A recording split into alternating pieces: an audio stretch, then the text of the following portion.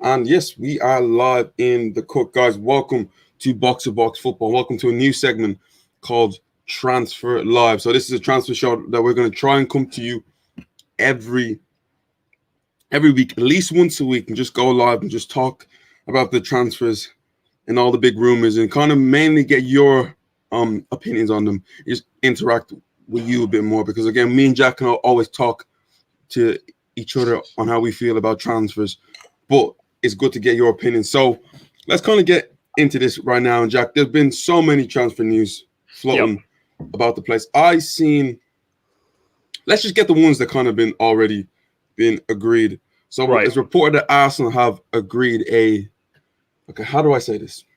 A £50 million deal for a defender. Now, it's not Roger Van Dijk. He probably isn't worth 50. He's worth a lot more than that. It's Raphael. Double that.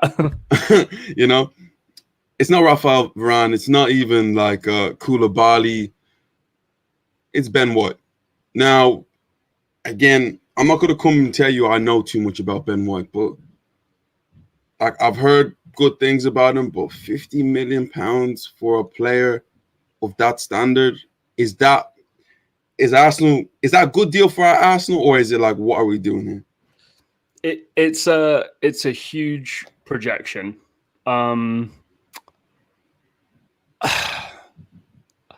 I wouldn't spend £50 million on a projection. I personally wouldn't.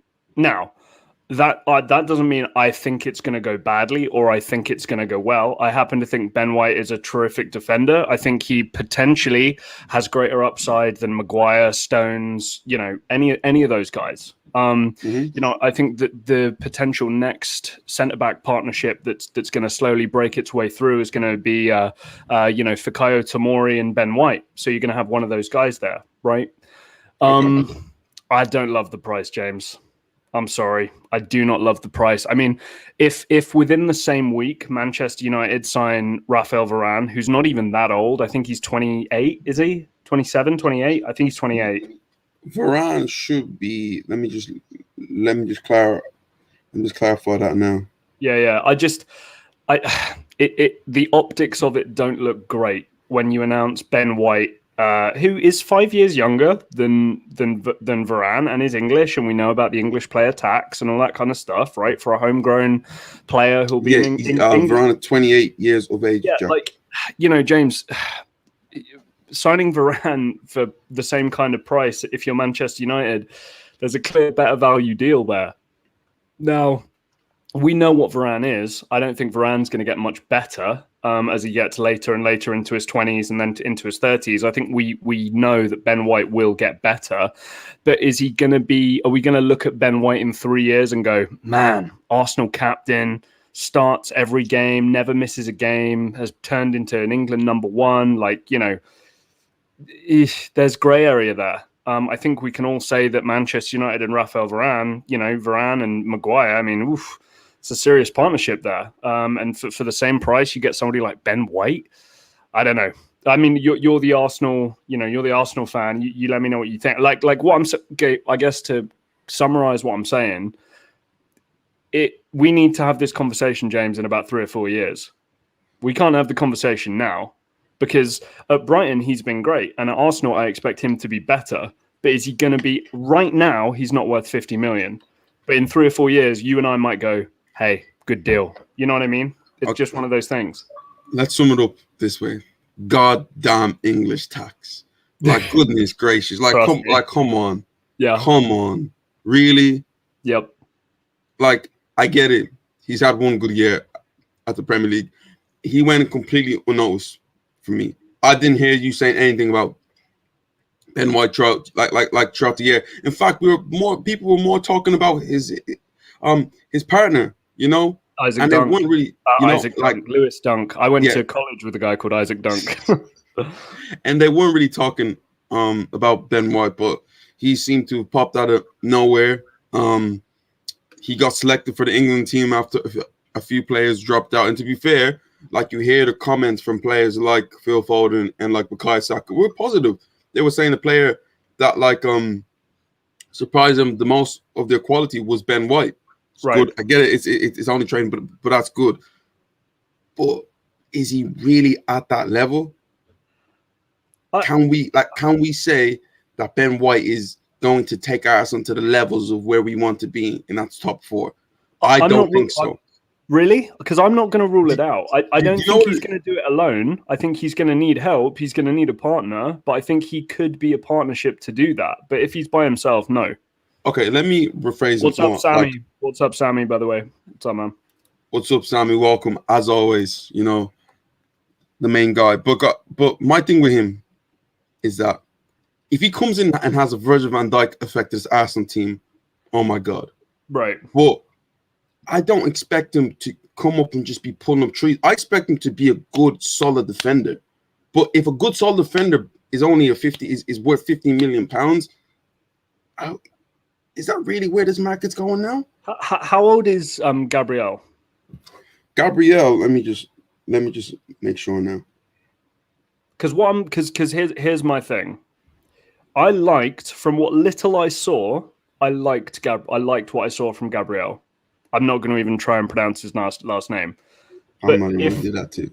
If in 3 or 4 years we're talking about a great Premier League, so Gabriel is 23. So I'm just saying, James, you got potentially for your future, if you're playing a back 4, right? 3 of the 4 are going to be Kieran Tierney, Gabriel, and Ben White. That's pretty good. Like, we could be talking in the next 2 or 3 years, maybe, right? That's a top 4 centre-back partnership in the league. Maybe. I'm not saying definitely, but especially with the age there as well, a lot of your rivals are going to have to replace your centre-backs a lot sooner than you guys are, right? That's kind of the main point of this.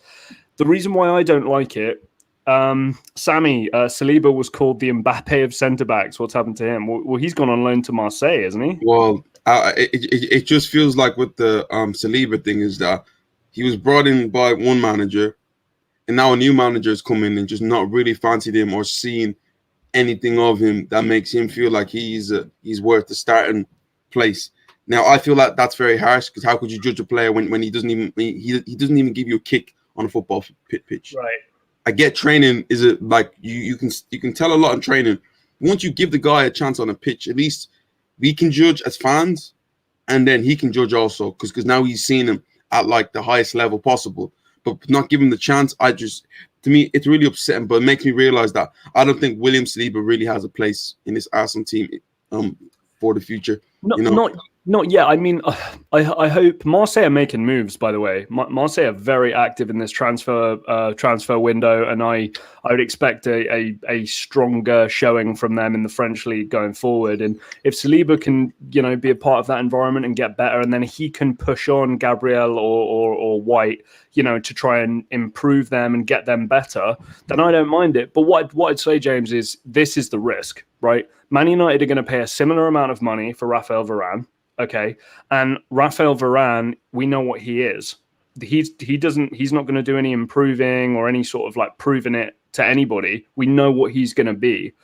Ben White, it's a projection, and it's a lot of money to spend on a projection. I like the Lokonga deal, and I don't even know the name of your fullback, but I like that because to me, they're youth international players at an under-21 level, right, with good upside, and it's decent value. We don't know what they could be yet. Ben White feels like closer to that than he is to the Van Dijks and the, Ruben Diaz and the Chiellinis of the world. You know what I mean? Like he's closer to that developmental stage than he is the superstar centre-back stage, Do you know where this is where I'm going to go with it? This Ben White deal, in my opinion, will only be a success if we carry on with more progressive signings throughout the window. If that's the case, and Ben White is generally the only big name that we sign, then to me, it's a complete failure. Because what are we going to put all our weight on Ben White, where our biggest struggles last year was, defensively, we weren't amazing, but offensively, we were horrendous. And the fact of the matter is, we need 2 midfielders. We need maybe another wide player. We need another striker. There's other positions to me that take higher priority over a center back. And for us to put all that money and all that weight on just one position, that's what kind of perplexes me. But if he goes out and turns out to be who we hope he would be, and that's a top quality centre back, then I put my hand. Yeah, which we're not going to rule out. I think you're foolish to say that he's not gonna like. Do I think it's crazy to say that in a few years we're going to be talking about Ben White as better than Maguire and Stones? I don't think that's crazy at all. I don't know. No, I don't think that's crazy. You know, I mean, don't get me wrong. Maguire and Stones like, aren't amazing. If he just turns out to be like get the level of a Harry Maguire, which I'll be I think happy he will. with that. Yeah, exactly. I would genuinely be happy with that because I'm not gonna lie. He costs less, and you've got him for more years, and a sell-on fee if you want to sell him. So in those terms, like, you're killing it, you know. But like to me, Harry Maguire isn't a bad defender. From the things I see of Ben White, he's a good defender, and like one thing that he does, and like is something that Arteta loves from a centre back. He brings the ball out really, really, really, really well. So that's something definitely to look at. But I'm glad Sammy just brought something up. So Sammy said, I saw Coleman's name and is he on the move? So it was interesting, Sammy, because I was on Twitter and just going through, just seeing some rumors. You know, I seen this Lewandowski rumor to Chelsea, and I was like, really? Is that really gonna happen? Hell no. But then I seen an interesting one that kind of caught my eye. And I went on to like other sources, and it just seems like it's kind of heating up a bit. And that was the fact that Chelsea might be willing to swap Callum Hudson-Odoi for Kingsley Coman. And to me, when I first seen it, I was like, how true can that possibly be?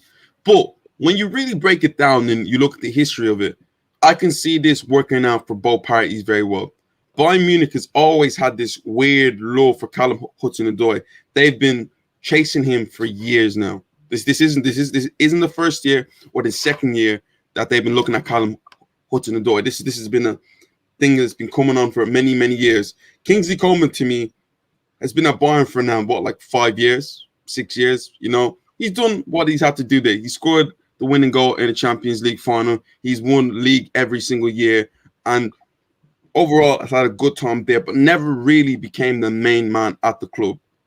I just think that with the way both players are going in their career, the best thing that they could possibly do is switch and see what it's like and see where they can progress to. Because Kingsley Coman, in my opinion, still has a lot more gears to find. He's only like 26 years of age. Callum Hudson-Odoi, to me at Chelsea, I just feel he's handicapped. You know, where you have one or two good performances there, then he'll go away for a long period of time. If he goes to Bayern in a system like they play and how much they prioritize wingers and how much they fancy them throughout the years, is something that we may see him play at the highest level, and then he can go on to, let's say, commit with, I don't know, England or like Ghana or like whoever, but he will fulfill the potential that we know he's always had. Yeah, exactly. Well, what's up, Silver Surfer, by the way? I don't know. I think Kingsley Coman is largely overrated. I think that we know that because what the contract that he wants Bayern Munich are refusing to give him, and Bayern Munich are a very smart football club who do not make rash or stupid decisions when it comes to handing out long-term contracts. So I think that Kingsley Coman, he reminds me in a lot of ways of like a Pepe kind of guy, Nicolas Pepe. You know what I mean? Like good player. And I think obviously Coman is further down the line than where somebody like Nicolas Pepe is right now. He makes a great point here, Jack. The Kingsley Coman that is a massive problem with him. James, what's the cliche? What's the best ability? Availability, right? We know that because you're not going to be paying somebody if they're not going to be playing football. And it's as simple as that, especially at a top team. The rumor I saw was a straight swap.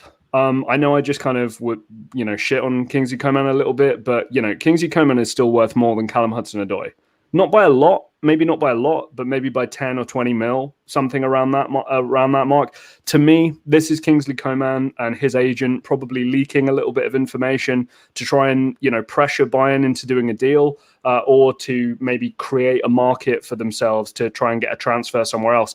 And it's not going to surprise me if Callum Hudson-Odoi is also trying to do the same thing. James, I'm not going to, maybe I'll look this up. It's not going to shock me actually if Hudson-Odoi and Kingsley Coman have similar agents or maybe the same agent, who knows? But yeah, for me, I don't see it happening.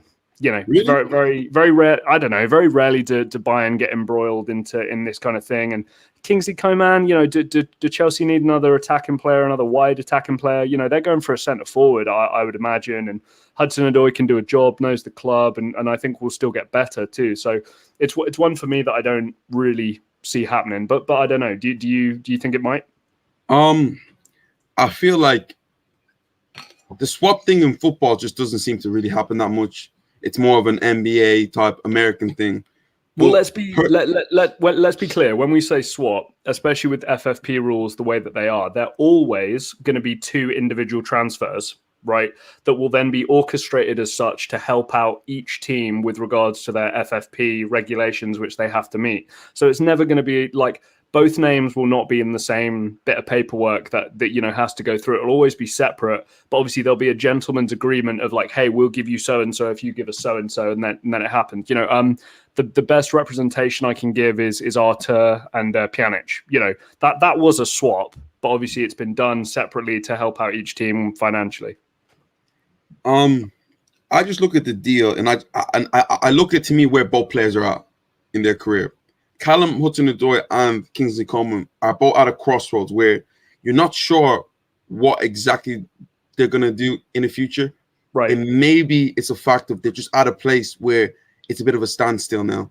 Because to me, at Bayern with Kingsley Coman, he's kind of done it all.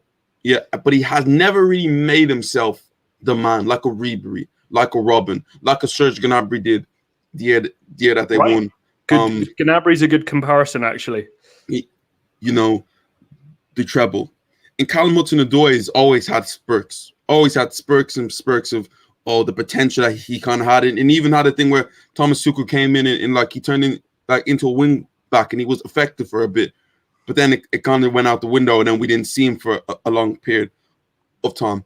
I feel like for both parties, it makes sense because sometimes you just need that new environment. You just need to change it up a bit. And especially for someone like Callum Hudson-Odoi, I think Bayern fits his style so well. But they prioritize the wingers, his ability to get down the line. If he wants, he can also come inside. He can do it all.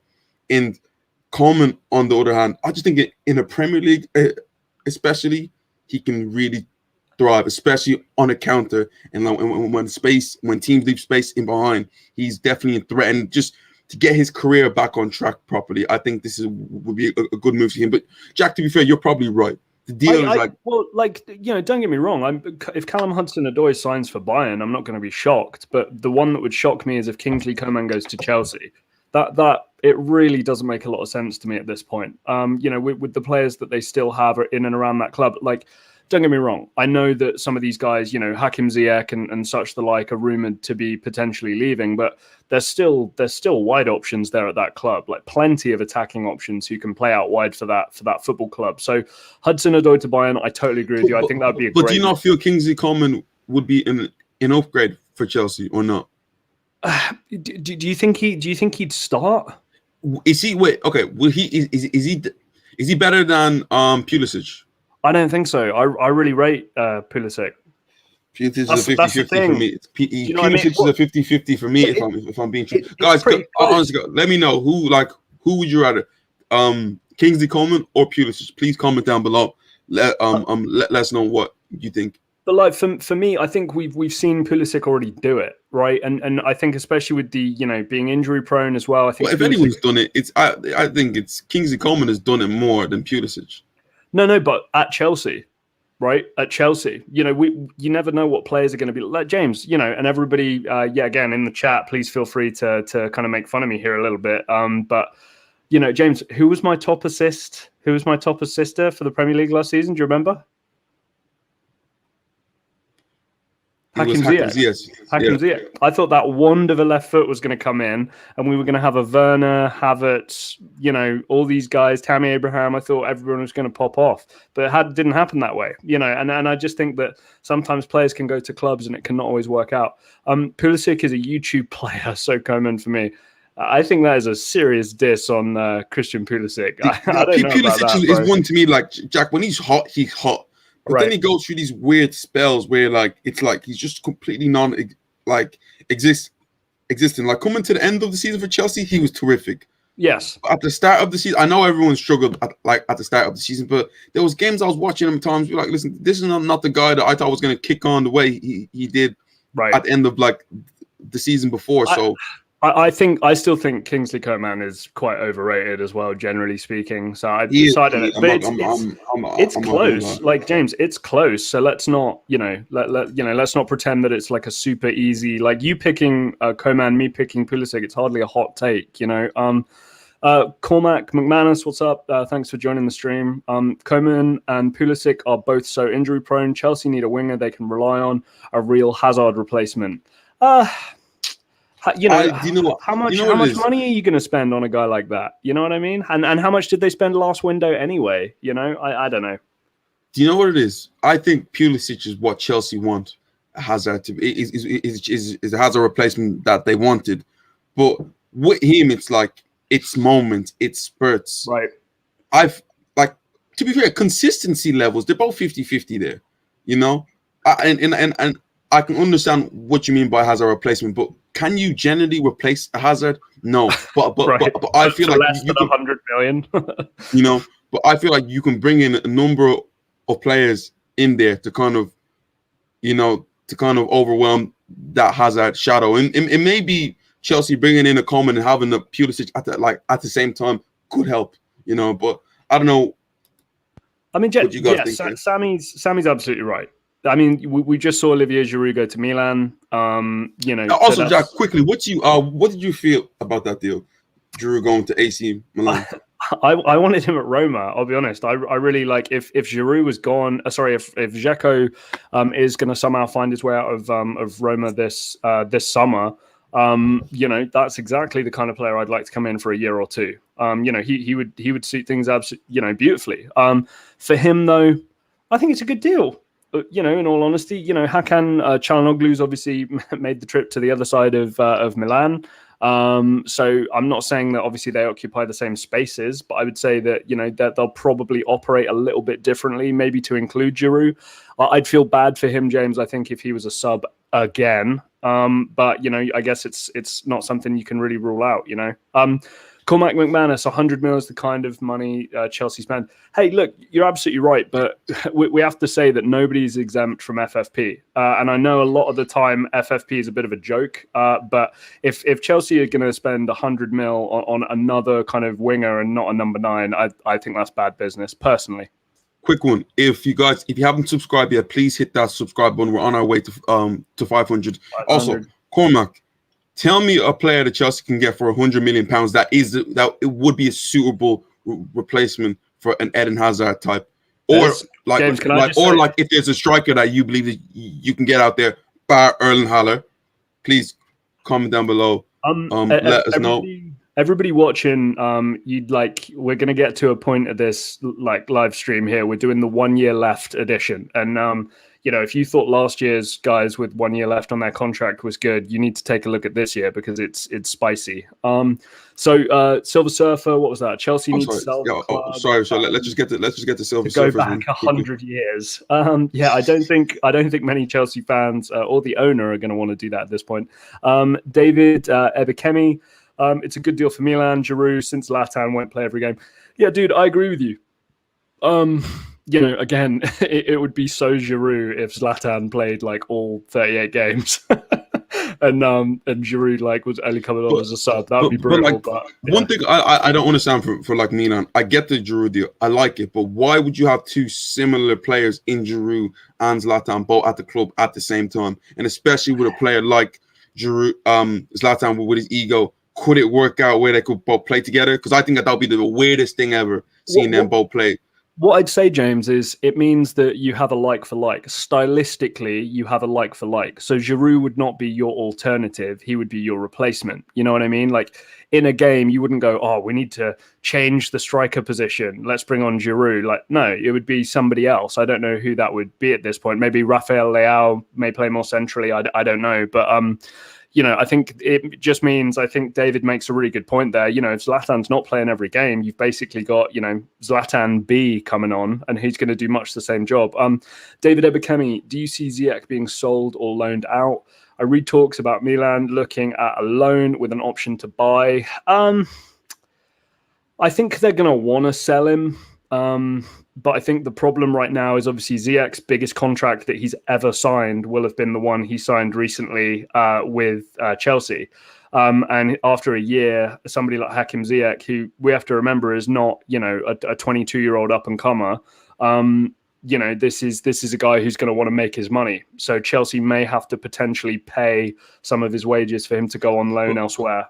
But I also feel with a player like Ziyech is that, okay, he's had the first season wobbles. Let's see what he's like next season. Like seriously. No, I agree. Ability don't make me pick him as the top assist maker again, James. Don't tempt me. Try not to. We have another Cormac.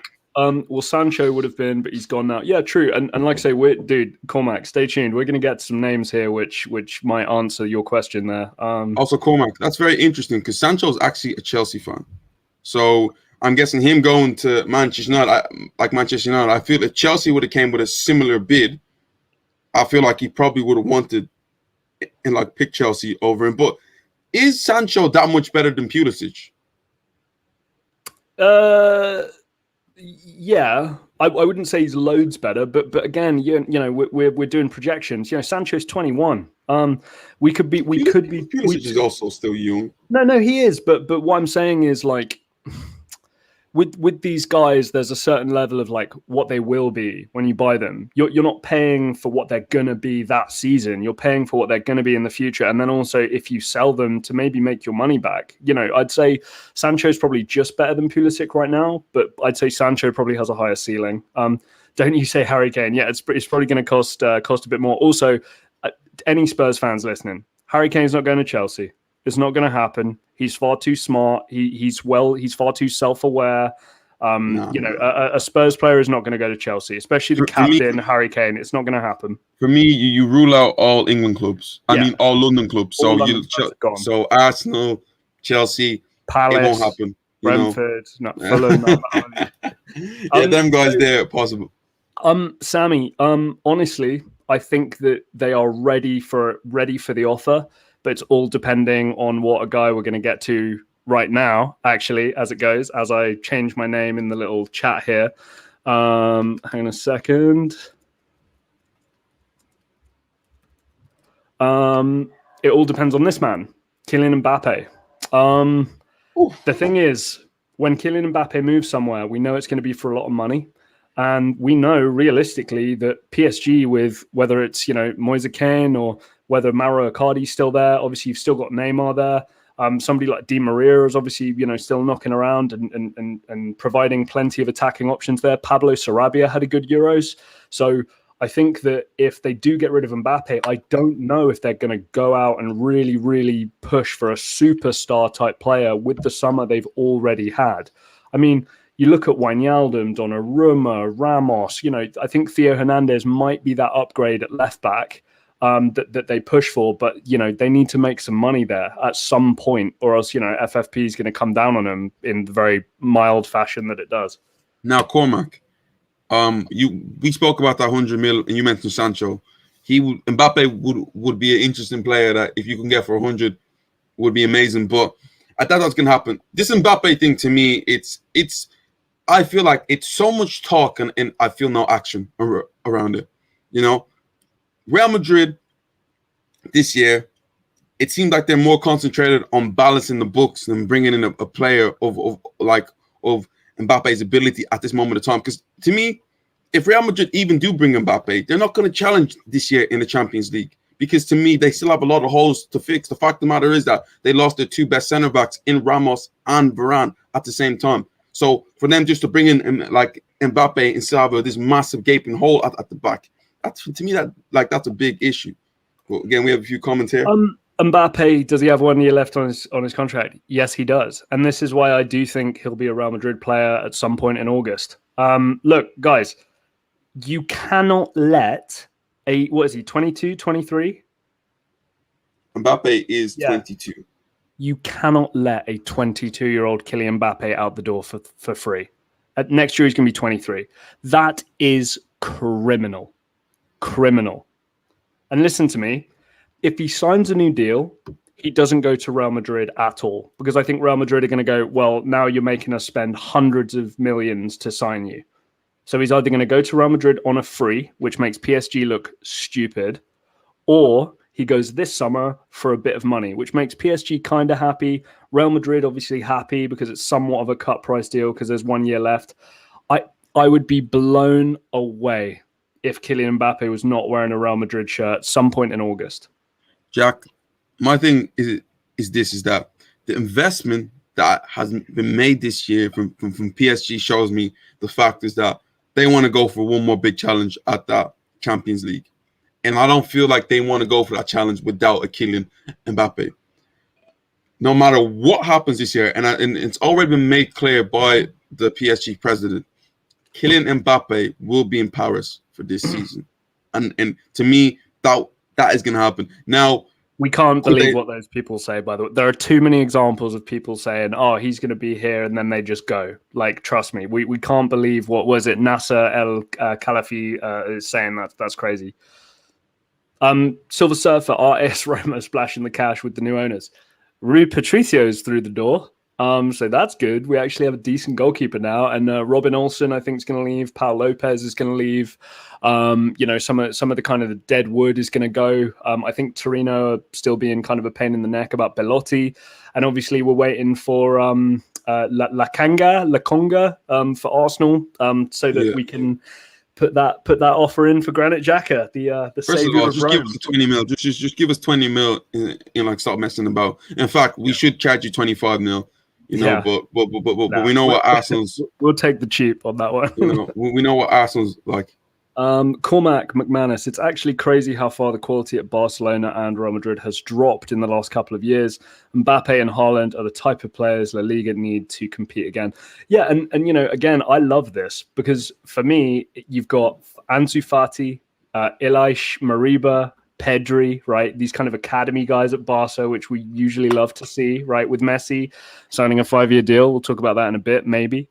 And then obviously Real Madrid are probably just going to sign Kylian Mbappe and Erling Haaland over the course of 2 summer windows, and you're just going to go, oh, great, cool, thanks for that, Real Madrid.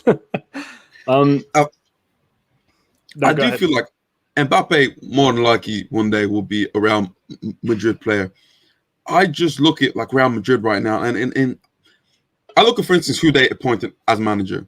Yeah, Ancelotti a few years ago came in as manager that they wanted to win. I feel like he comes in now as a manager, like just to balance the books a bit. This isn't. But that's not his job, James. It's not his job. What do you not feel like? You feel he came in to help Real Madrid win straight away? No. But it's not his job to balance the. Ancelotti's not in the boardroom on the phone trying to sell players. But Jack, what I mean by balance the books, just keep Real Madrid competitive, like on the pitch. Because I generally like. I look at the way where like Real Madrid are and like the depth they've had in the past few years and the way Perez has been moving. Just remember, Jack, they're still working on the stadium. We're not sure if the stadium's going to be ready for this season, guys. If you do know, please clarify that for me. But Real Madrid are on such. Sorry, just quickly, Sammy. Like, what about? Like, I know this. You might laugh at this because you're obviously more of a fan of Real Madrid than me. But what about Hazard, Bale, Benzema? You know what I mean? Like, what about? But Jack, you said Hazard, Bale, Benzema. Let's break it down. Let's look at all three of them. Hazard is 1 year of people completely writing him off as a football player. Yeah. Bear in mind, this guy's just turned 30 and can't stay fit at all. But James, Bale, in comparison to Vinicius, Rodrigo, and Asensio, we're talking here. Let's be fair about what we're comparing. Jack, as an upside right now, like you're a long-term guy, yeah.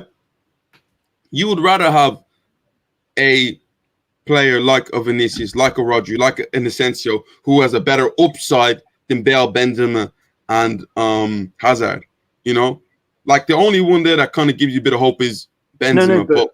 But James, you have to consider though that obviously the point is that when he comes into the club, even for that first year, those are the guys he's going to be playing with. Those are the guys that he's going to be playing with coming into that team. I'm not saying it's going to be perfect, but Martin Odegaard is another one who's obviously going to come back, and we'll see what he's made of. And Reina apparently that he might be if the money's right, he might be on the move at the same time. Apparently, Arsenal are kind of back in for him because Real Madrid are willing to sell him if the money is right. Just a few comments I want to go through here. Sammy, what's it like? I'm asking you this. I'd love to hear an answer. If you put this in the comments, we'll find it. What do you want Carlo to say?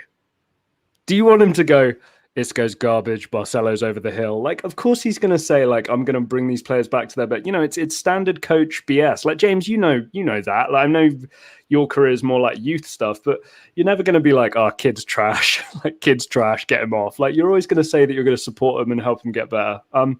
David Ebekemi, I know it's early days, but are you surprised Liverpool not making waves in the transfer market so far? So personally, David, Liverpool have American owners, and we've seen what American owners are doing to European football. They're seeing it largely as an investment. And what FSG did, the Fenway Sports Group and John Henry, obviously owner of the Boston Red Sox, they came in and they spent lots of money, lots and lots and lots of money. Now, it paid dividends from a standpoint that they won a Champions League and they won a Premier League. Like, amazing, right? But they had this success basically during coronavirus. Nobody wants to have success during a time where the finances have just been sucked out of football. So there's a certain level now for Liverpool and John Henry to say, like, look, I'm very happy to spend money, but you need to start selling a couple players here. So I do think Liverpool are willing to spend and make smart buys. I think we saw that with somebody like Diogo Jota, right? They were hoping with that from somebody like Minamino as well.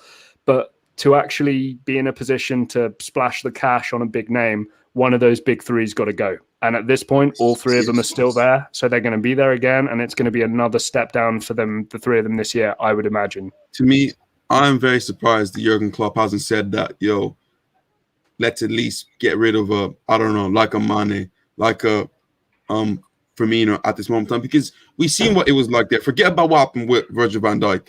Liverpool, come to end of the season, went complete stale going forward.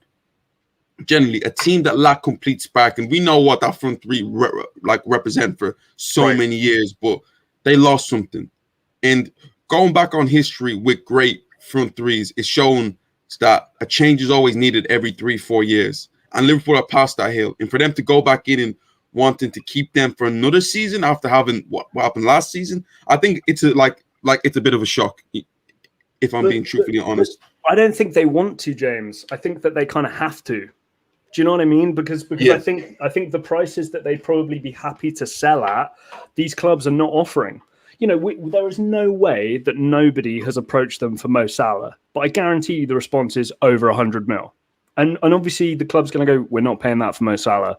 We don't really think, this is one of my big gripes with Mo Salah. We don't talk about him like he's that guy, because to me, he's not that guy, right? That's why clubs and, these teams aren't going for him, because he's this, all-star, legendary, talented player. He's had fantastic success. But the reason why he's not drawn the main interest for these big, big transfers is because he's not really that guy yet, or ever will be. Sorry, guys, I'm just burping in the mic here. Damn.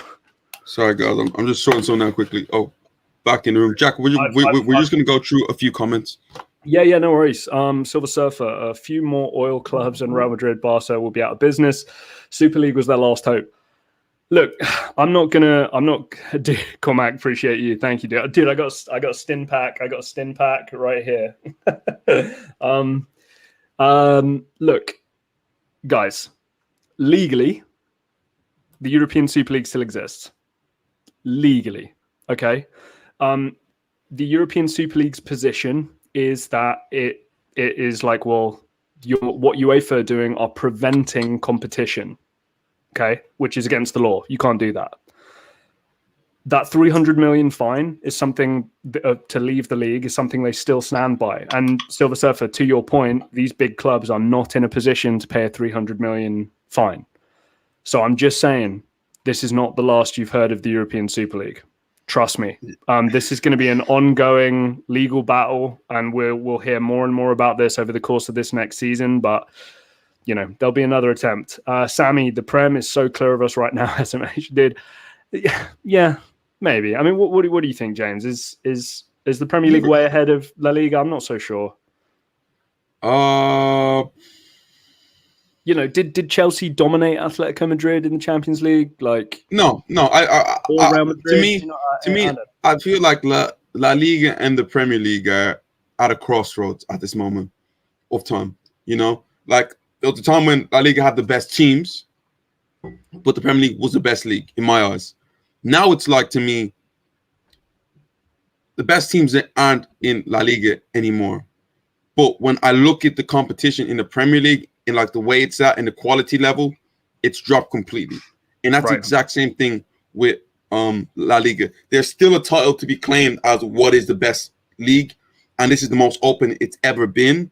But to say that the La Liga is so far away from the Premier League, financially, yes, but I don't think quality-wise. We've seen a much more compelling league in La Liga this year than what we got in the Premier League. Yeah, I don't know. People usually like to, the big stars are always going to follow the money. And unfortunately, right now, the Premier League is the big money drawer. Barcelona and Real Madrid and, these bigger clubs will always have the historical pull and will always be able to pay certain players this huge, ridiculous amount, which maybe some teams in the Premier League don't want to do, because the Premier League want the squad. They want the competitive team, right? Whereas Barcelona and Real Madrid and these guys over the years will have done anything to keep Messi and Ronaldo because of the global appeal. Also, they're terrific players, but they were always going to make sure that they had Messi and then some decent pieces around him, as opposed to selling Messi and just having an unbelievable squad. No, because then somebody else would have Messi. For me, I felt like it went like this: like you had the top 10 or top 50 players, and not top 20 players in the world. La Liga had like 13 of them.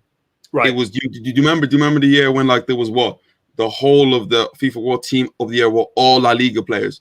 This was complete domination from La Liga when it came to the quality-wise of players. Now it's got to the point where they don't have the quality, but I feel like the competition of La Liga has improved, where teams can really challenge Real Madrid, Barcelona, at Atletico. And it's like that in the Premier League, but the quality of the top teams, just like in the Premier League, has dropped quite immensely, and the football has dropped at the same time. But again, there's still a lot to be looked at on what is the best team. But we have a little comment here. David Ebekemi, will Barca eventually sell Philippe Coutinho this year? They don't want to play him. He's 10 appearances away from activating a clause that would mean Barca have to pay Liverpool an extra 20 million. I hope you're right on that. I won't quote you on it. And it sounds about right, because I know that deal was kind of littered with those kind of add-ons and stuff. Again, this is the problem of the football industry and where we're in. And James and I, we're going to get to a year left on the contract section of this live stream here in a second. But this is the problem. If you're Philippe Coutinho, he's earning more money than he ever has at Barcelona. Why would he go to a different club and earn less money? What would spur him on, motivate him to do that? Right? Like, we can all sit here and, hold hands and sing songs and go, oh, because he loves football. It's like, most players get to a certain point and they're trying to secure the bag, right? And they're trying to make sure that they're set for life, their family's set for life. And unfortunately, I feel like with Coutinho, there's a certain level of, I'm probably not going to win the Ballon d'Or. Champions Leagues, maybe a 50-50, depending on which club I play for. Like, I want to stay at this club. And then Barcelona are going to pay him to play elsewhere. I don't think so. I think they'd like to sell Coutinho, but David, I'll ask you, where's he going to go? Where's he going to go? Seriously, like what team do you think goes for Coutinho and pays him what he wants? Do you know what it is? Me being an Arsenal fan, there was a time when I was like, get Coutinho. That would be a nice But me looking at where he is right now, what, you think he's like 28, 29 years of age, injury prone as he is, lost that spark, lost his place in the Brazil side. You look at what he's done and where he's at in his career. This is the lowest point he's ever been, and the value of him is basically like nothing at this moment. I personally don't even think Barcelona can get 50 million for him. No, James, Bayern didn't want it. Bayern didn't want it. And you look at Liverpool, there's always been talk about Coutinho coming back, and like before, it was like a bit tantalizing for Liverpool fans.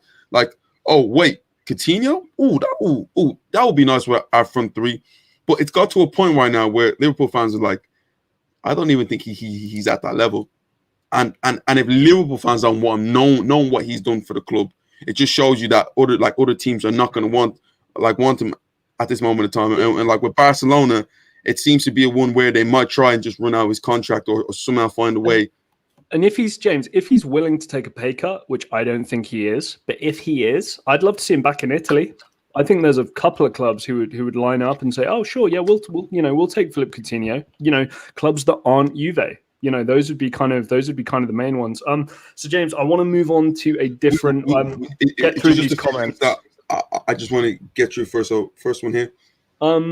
So David Ebekemi, honestly, Coutinho, I don't see any clubs taking a shot on him. Maybe a loan, but Barcelona wants that. Well, and this is the problem, mate. And if it's a loan, they're going to have to contribute, to wages, and they don't want to pay a player to play somewhere else. David Ebekemi. Jack, this is the one I really want to speak about the most. This Griezmann deal, but yes, true. Who made those deals or contracts? Even Griezmann is on $800K a week. Yeah, look. Now, first of all, is it true that he's on that sort of money a week? I don't think so. Let me double check. I don't think so, but let me double check. Because again, going on the way, the taxes in Spain, they pay like 49% tax. So maybe It might be a thing that Barcelona are like, okay, you want 400 a week.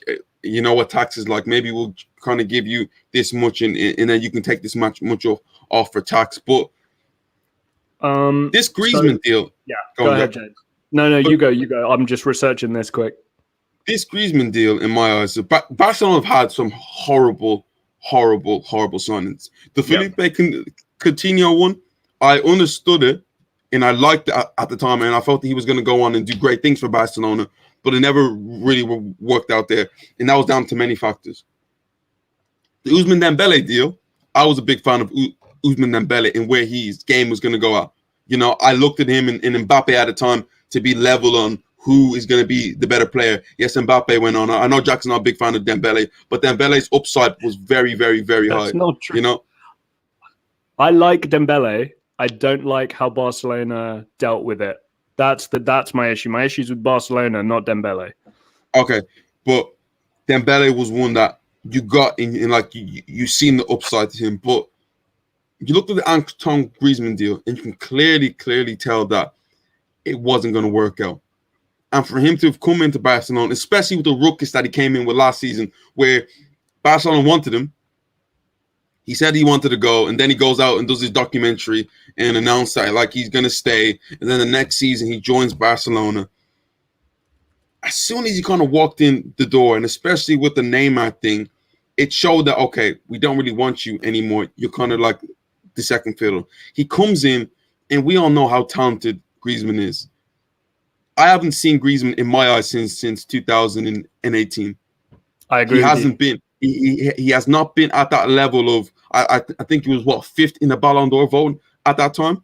The guy's gone to a point where he's sometimes not like non-avoiding games, missing clear-cut opportunities. There was this thing about him not being great at dribbling, and in Barcelona, if you can't beat players one-on-one, that's that's a really big L. It just hasn't worked completely, and in my eyes, it's to me maybe the worst transfer in the history of football for the fact that he is now going to go back to Atletico Madrid, where he wanted to leave in the first place because he was sick of playing in Simeone's system, and Barcelona are going to take in a player who they want, but let's be honest, Jack, he's unwanted at Atletico Madrid. So it's a win-win for Barcelona's for the budget that Barcelona have, right? But overall, for the whole scenario, it is a horrible transfer, and it's culminated in this 5-year span for Barcelona where everything has just gone completely wayward. If he can come back to Atletico Madrid, right, and he can rediscover the form, and maybe he takes less money, and maybe they can get him relatively cheap, right? There's all this talk about Saúl Niguez being involved in the deal, and that's alerted Liverpool and Manchester United to the availability of the player Saúl Niguez as well. Maybe it's good because he's 30. We're not talking, this guy's not 34 and kind of on his last legs. This is a player who still has, James, realistically, 2 maybe great seasons left, maybe 3 great seasons, and then 1 or 2 good ones. I feel like after the next World Cup, you might see a change in Griezmann, maybe in his motivation, because France probably looking at it, okay, with this great team, we still have one more big World Cup left in us, and Griezmann will play a huge part in that. So I'm guessing his levels are going to want to be high. But Jack, you need to remember, Barcelona paid like 105 million for Griezmann. I know. 105 million for a 28-year-old. It's just. It is bad. And also Griezmann, again, is another player similar to Salah. I actually put them in a similar tier. They're not quite that guy. They're just that tier below, right? There's a certain, like, when you have your Messis and your Ronaldos and, arguably even somebody like your Lewandowskis and stuff, your Griezmanns and those kinds of guys, they're just that tier below. They're not quite that guy who's the be-all and end-all top tier player. And like you said, that kind of money at that kind of age, I'm not so sure. And James, hindsight's 2020. Should have kept Luis Suarez. You lost the league. You messed up. That's what happened. I don't think should have kept Luis Suarez, but he basically, well, not single-handedly, of course, but he played a big part in Atletico Madrid winning that league. But anyway, Saúl Niguez, obviously the kind of other news there is that Saúl Niguez has been potentially offered to come in to that deal. But, what I want people listening, James, to kind of understand is, guys, it's a mad frenzy in Spain right now. It is a mad frenzy. Miralem Pjanic is being offered to everybody. Right, Isco, Asensio. I can't even. There are too many names to even bring up. All of these players are being just offered to clubs so that they can get money, make money available. Quick, Jack, what do you think about this front three for Atletico Madrid? Suarez, Griezmann, and João Felix. Are you feeling that or what? I don't know. I still haven't seen it from João Felix yet in a red and white shirt. I don't know.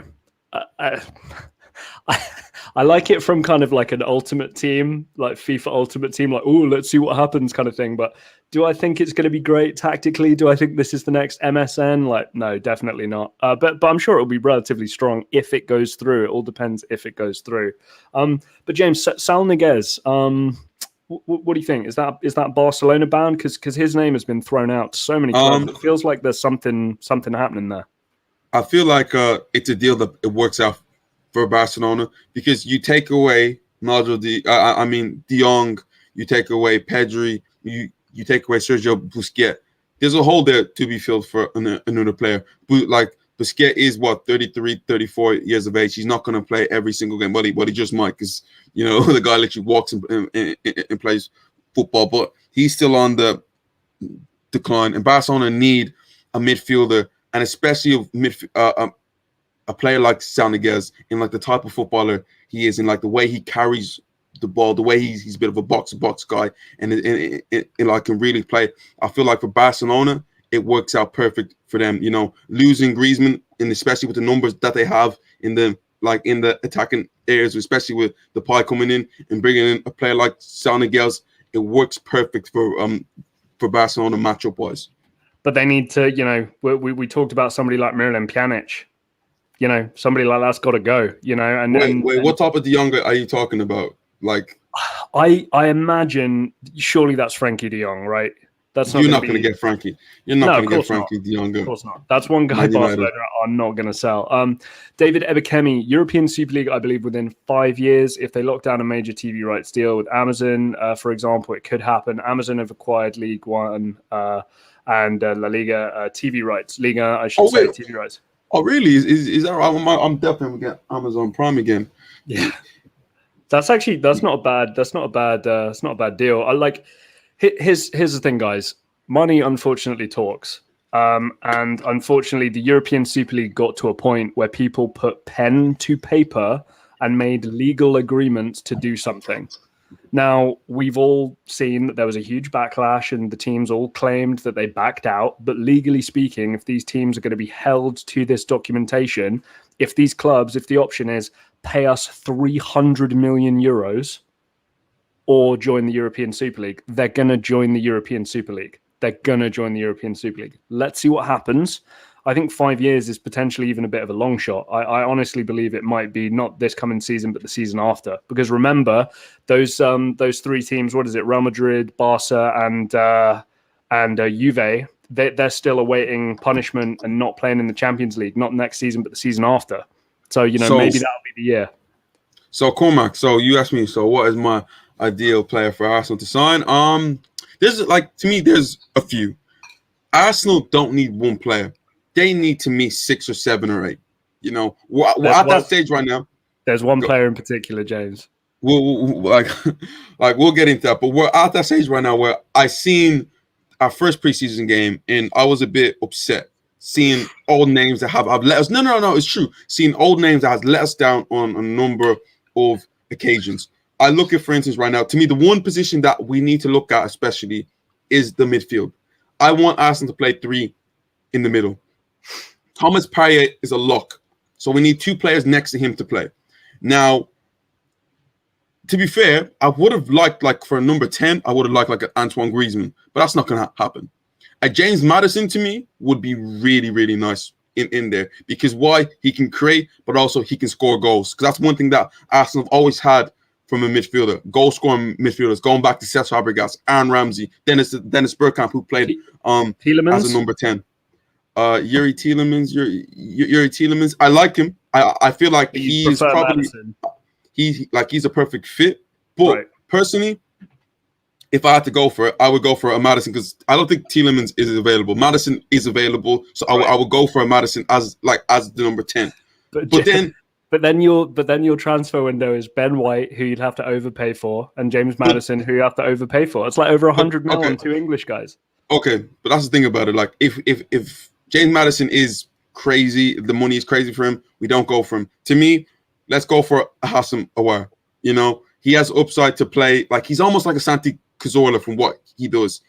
Santi also played out wide, but also was great in the middle. And he has that thing where he can sit, but also can play as a number 10. I really, really like Hudson-Odoi is James. Every single time we bring up who Arsenal should sign, Hudson-Odoi is the guy who James brings up. But if I'm being truthfully honest, the player who I want to see play next to Thomas Partey would be a Locatelli. I feel like he goes hand in hand and he fits what Thomas Partey can do. Because personally, I want Thomas Partey to sit and be the midfield destroyer, but also distribute at a high level. Right. Where just quickly, James, on Locatelli. So the latest that I know from the people that I follow, listen to, read up on, and trust, Arsenal have offered 40 million euros. Juventus have offered a loan with an obligation to buy for 30 million euros. Now, obviously, Sassuolo are going, yeah, okay, Juve, so you need to give us 40 million euros. We'll do the loan, but you then need to give us 40 million euros.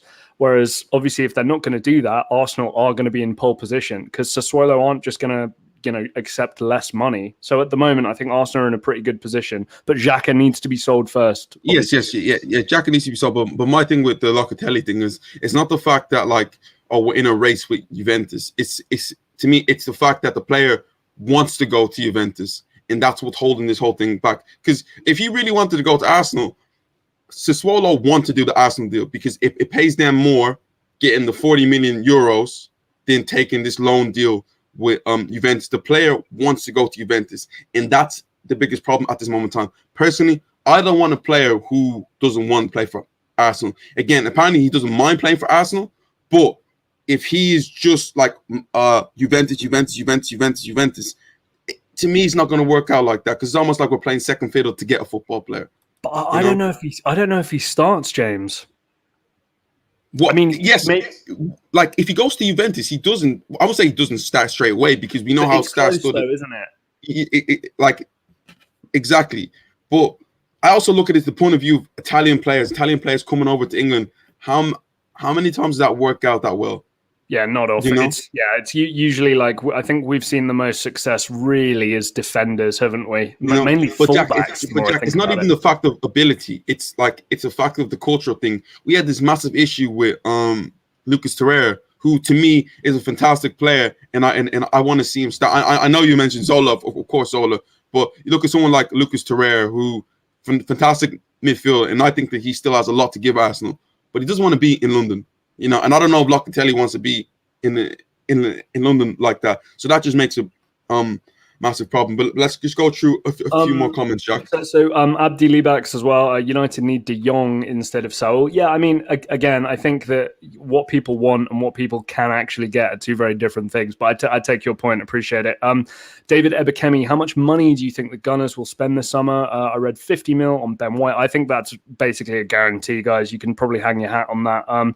18 million on Sambi Lokonga. Oh, very good talent, David. Appreciate that. If you let us know maybe a bit more about your thoughts on him. I know James and I aren't particularly familiar with his game. 40 million on Locatelli. Gunners need to sell first. Well, look, here's what I'd say. I think you're spot on with that kind of spending. And, the Gunners, they're marketing Bellerin like crazy. They're marketing, Granit Xhaka to Roma, and these are players who are not going to go for super cheap like deals. These are going to go for at least 20, 30 mil, roughly between the two of them. So, that's potentially your Ben White money made back straight away. David, let me tell you what annoys me being an Arsenal fan. So you heard this thing about at the end of the season where there's a lot of players that kind of need to leave.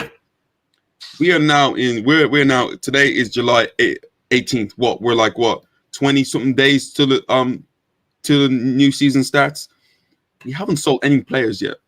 The fact of the matter is that we need to get Bellerin out the club. Torreira needs to leave. Granit Xhaka needs to leave. What is going to happen with a player like from Bellerin, Lacazette, for instance? I'd say no. Arsenal, no. Majority, all these, bar Xhaka and Torreira, all these players are back in full training. Really? Like a number of guys. No. All them players that I mentioned there are back. How many players for Arsenal went to the Euros?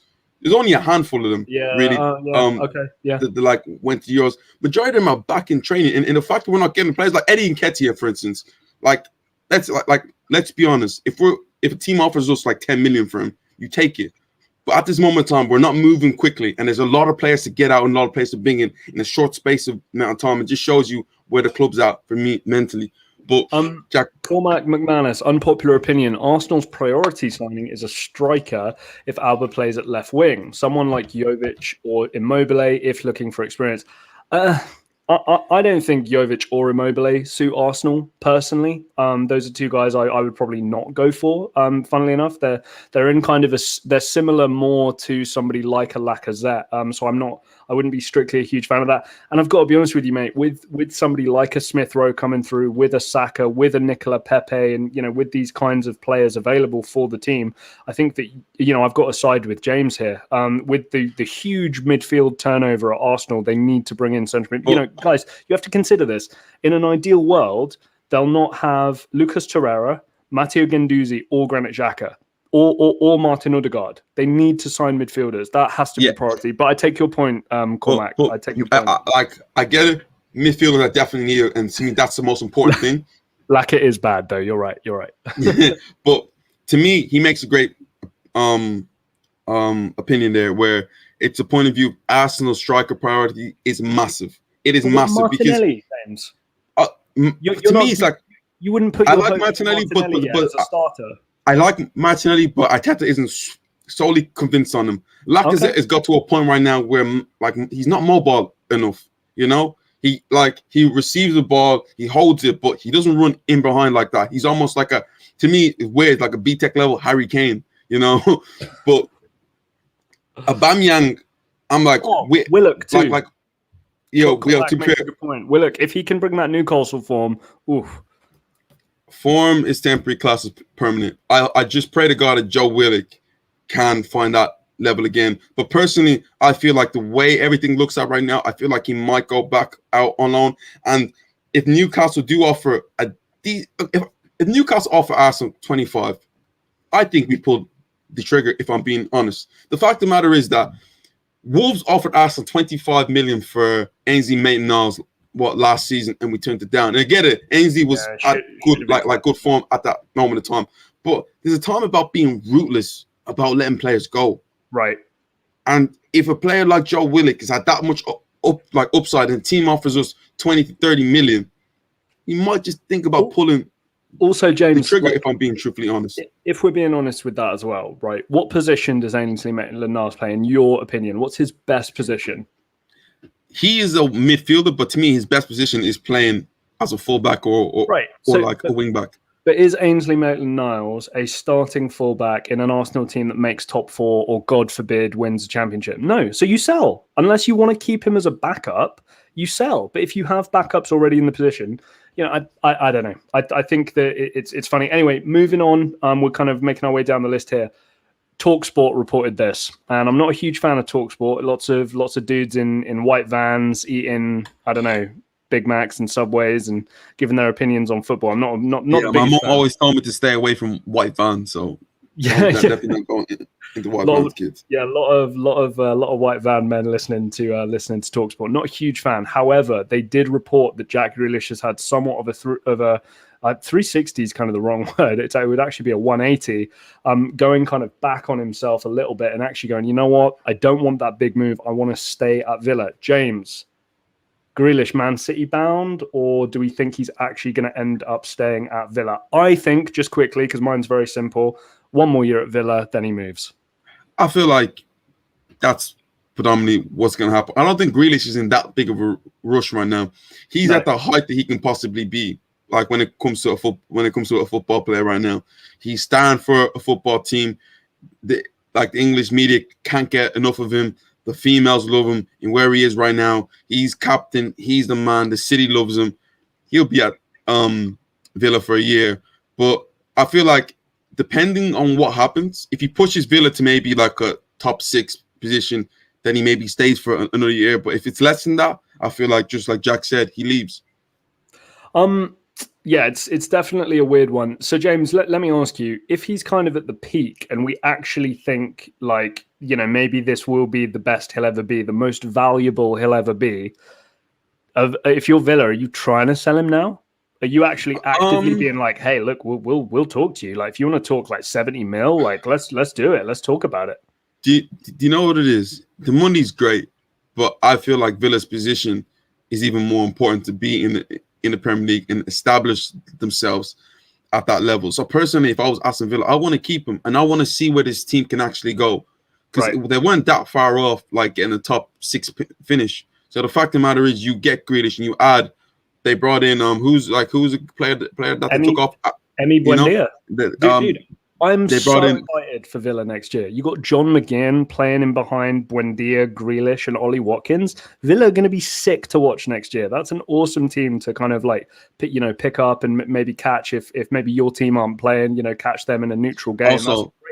Also, Villa's Traore is actually decent, guys. So Traore they have is decent. So if I was him at this moment, personally, you want to see him playing in the Champions League. You want to see him test himself at that level, but to me, it kind of works out there. Jack, just a few comments that we can.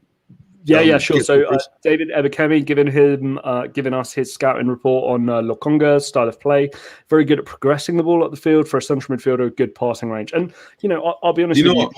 Go ahead, David. I was looking at videos of Lokonga, and the first thing that popped into my head was Abu Dhabi.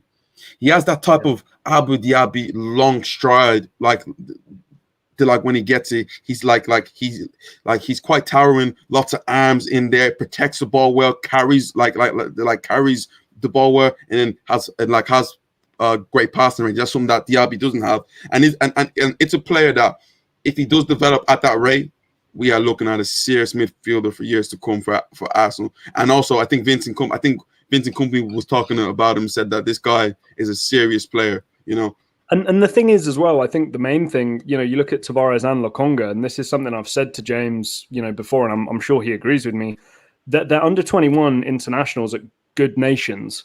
So there's something there. They're being picked in a very competitive national side at youth level, which means they'll probably break in to the main national team at some point. So there's good upside on Tavares and Lokonga. Sammy, Grealish is a C-Tech. That's funny. I like that. C-Tech Neymar, just a good player. Yeah, dude, I agree with you. I don't think anybody's trying to call Jack Grealish Neymar. No, he's British. You know what the British media... Yeah, the British media might call him Neymar, but not me and James. David Ebekemi, 1 more year at Villa, plus if he gets picked for World Cup. Squad has a good tournament. Yeah, it's not a bad shout, actually. It's not a bad idea because maybe his value will be even higher than it already is. It's kind of inflated at the moment. Anyway, Cormac McManus, Villa have quality all over the pitch. Grealish knows that. El Ghazi came out of nowhere. Yeah, look, I'm excited for Villa.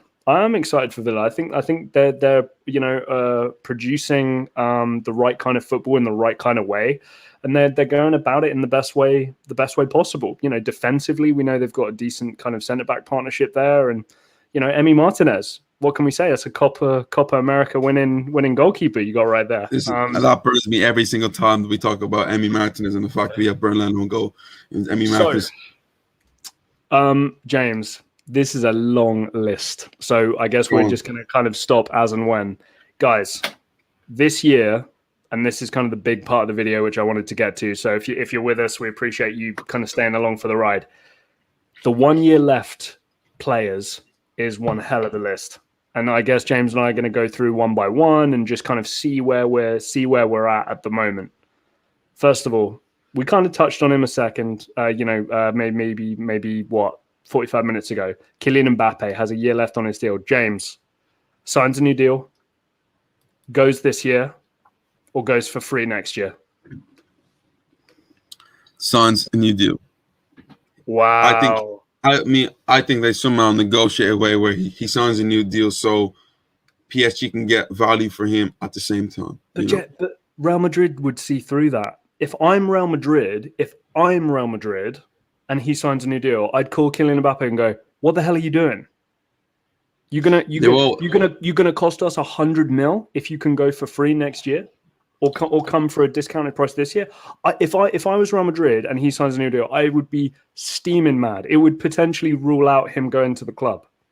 So David has Mbappe goes for free. To me, as long as Mbappe will stay with PSG this year, I just can't see them letting Mbappe just go on a free. But I know for a fact he will stay at PSG this season. See, to me, I think he's wearing that white Los Blancos kit this season at some point in August. Guys, we know as things get more and more desperate, are PSG going to swallow losing Kylian Mbappe for free? Surely not. And in terms of a contract as well, no matter how long or short it is for Mbappe, he's going to be wanting Neymar plus money. Let's be fair. So James, Sammy's just asked if we're going to discuss United. Do you want to do a few minutes on Man United? The latest, I think, or the rumors that I'm aware of, is obviously Raphael Varane for between 50 and 60 million euros. Supposedly that will kind of happen over the next week. And then obviously the more recent rumors after that have been surrounding Saúl Niguez and Eduardo Camavinga. And I think that these are all things that are just kind of safety nets that are going to be in place if Paul Pogba does move this summer, because he's another player who has 1 year left on his deal. James, what do you make of United right now? I feel like the Varane deal is a good deal for them. Varane, this is a serious challenge for him, and we can see the level of centre back he really is, because a lot of people don't watch La Liga, and they hear a lot about Varane. We know how great of a centre back he is, but there's a little thing about him not being that great when he's not next to Ramos. So that's very interesting. I feel like Man United, Sancho good, Varane good. If they can get a midfielder and a striker, I'm telling you right now, Man City and Liverpool need to watch out. I'll be honest with you though, like, supposedly I saw a tweet about Solskjaer doesn't want to do a double pivot. He just wants to have one guy holding, supposedly. And I don't strictly know who that player is going to be. A Scott McTominay or sort of, I don't know, somebody like that. But he wants to play with 2 8s. And this is one where James and I do disagree. I think Manchester United are actually okay for midfielders right now, personally. With Bruno Fernandes, Pogba, Van der Beek, Fred, Matic. Fred, okay. Fred doesn't play. No. It does play. No, not Fred. Van der Beek. Name again? Van der Beek doesn't play. Yeah, and hasn't been a fan of Ole Gunnar Solskjaer for we don't know why, but he doesn't play. In the new system, though, with 2 8s, he'd get more game time, you'd imagine. Maybe. I'm looking for the sitter. I like McTominay, but is Manchester United going to progress on to be a great team with McTominay as the sitting midfielder? No. I think he's great. I'm telling you this right now. Fred is a good player. But are you going to win things with Fred? The fact of the matter is, in a Copa America final, him and Casemiro together combined for losing the ball 28 times in the middle in the first 45 minutes. And Fred was hooked off at halftime. Yeah.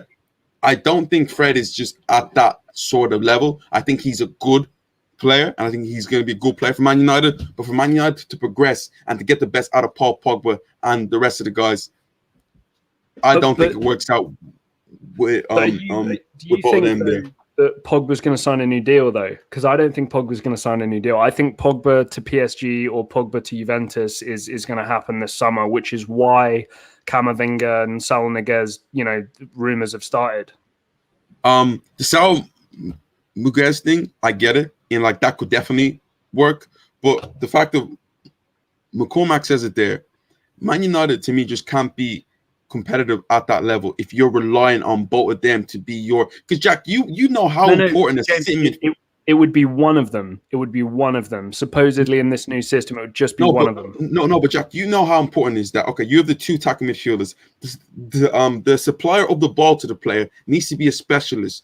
Do I look at Fred and McTominay having that ability to pass the ball in between lines? I don't think so. Jack, in my opinion, that's the hardest position out of the three to fill. Because you need a specialist in that position. Maybe if Pogba had the defensive attributes over Fred, and like we know the ability he has, yes, that could work as a sitting player there. But either one of them sitting there, I don't think it works out, Jack. If I'm being honest, I just think that it's a heavily bloated squad. So for me, I think that the only way that they are going to freshen up in midfield is if players leave. James, you've got to keep in mind, Jesse Lingard is still at the club. Now, I fully expect him to move to West Ham or some other team like this at some point. But Jack, personally, if I was Man United, I would get rid of Donny van de Beek and keep Jesse Lingard, because to me, Jesse Lingard has that bit of unpredictability, while you can still get a bit more money for a player like a Van de Beek at the same time. See, I'd be the complete opposite. I think Lingard is at his highest in terms of value to sell, and Donny van de Beek would be somewhat at his lowest since he signed for United. So I would sooner get rid of, and Donny van de Beek is younger, more versatile. So and can I just say, seriously, Donny van de Beek, whenever he played, was good. He just didn't play that much. You know what I mean? And I just think with a few games, it could be a bit different. But to me, the only reason why we get any movement in central midfield for Manchester United is if Paul Pogba goes. We know Bruno Fernandes is playing football. It's the other two guys who go in there with him. I think he likes Scott McTominay and Fred and these guys as backups. But I think the Saúl Niguez and Camavinga stuff only happens if we see some movement on Paul Pogba. So, James, let's look at a couple other names here. We've gone through Kylian Mbappe. Pedri has 1 year left on his deal, and we know the financial situation Barcelona are in. I'm sure I know what your answer is here, but what's going to happen with Pedri? Is he going to leave this summer, sign a new deal, or go for free? Jack, if you ask Barcelona the players that they must keep, the priority players, Pedri's top three. Right. Top three without a doubt. It's Messi, him, and De Jong. Pedri signs a 5-year deal. Ansu Fati? Yeah, but I think Pedri's over Ansu Fati now. We haven't seen Ansu Fati in a while, Jack. You must understand. Ilaix Mariba? I don't know too much about him. I'm not going to lie. Okay. I know. It's like basically Timmy's favorite player, I think, at the moment.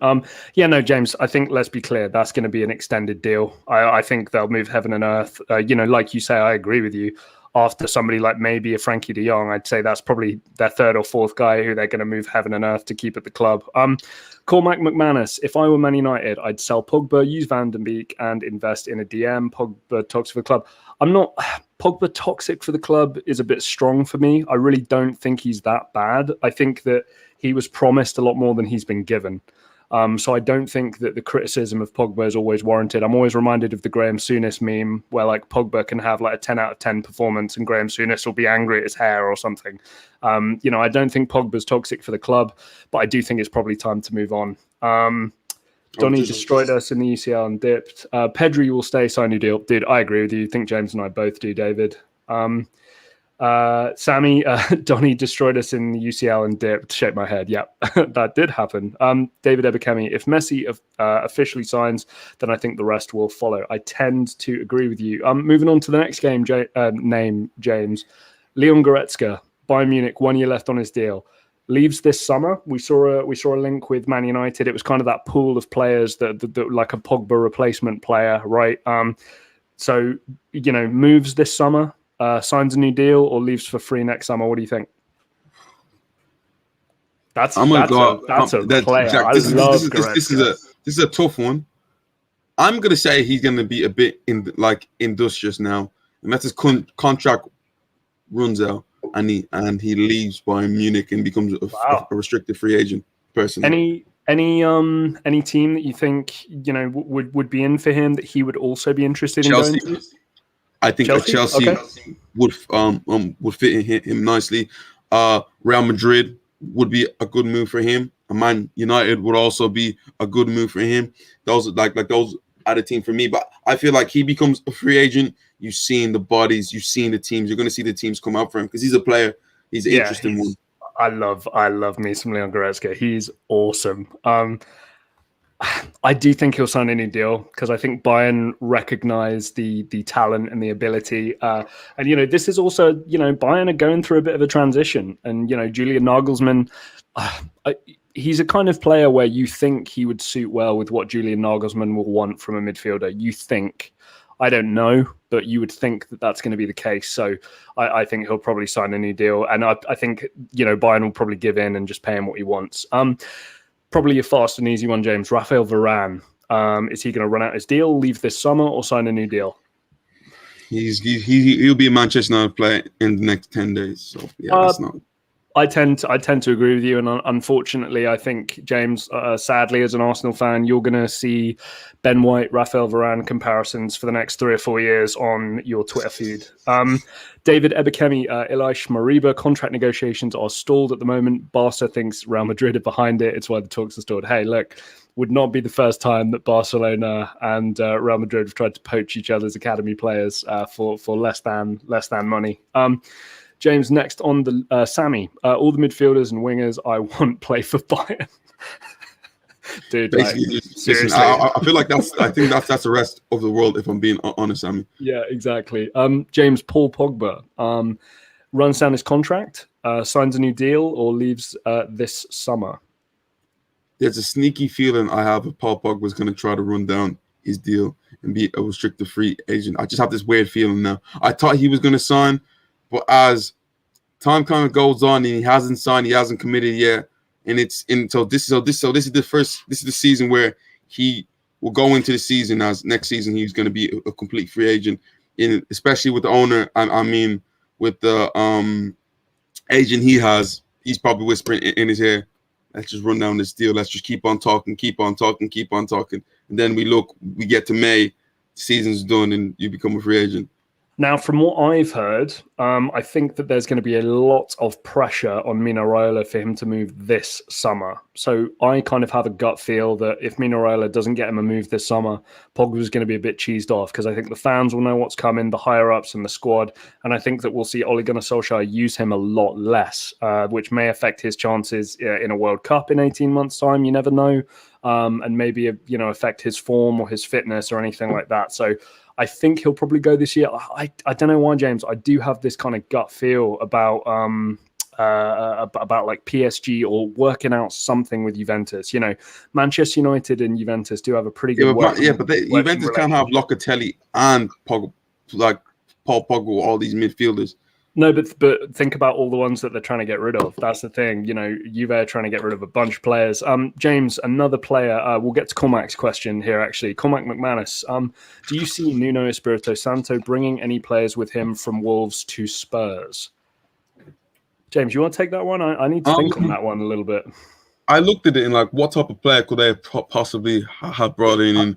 I know who I'd want them to take, but I don't know if they'll actually take them. And that's Connor Cody. I think if you're Spurs, I think you try and take Connor Cody so hard.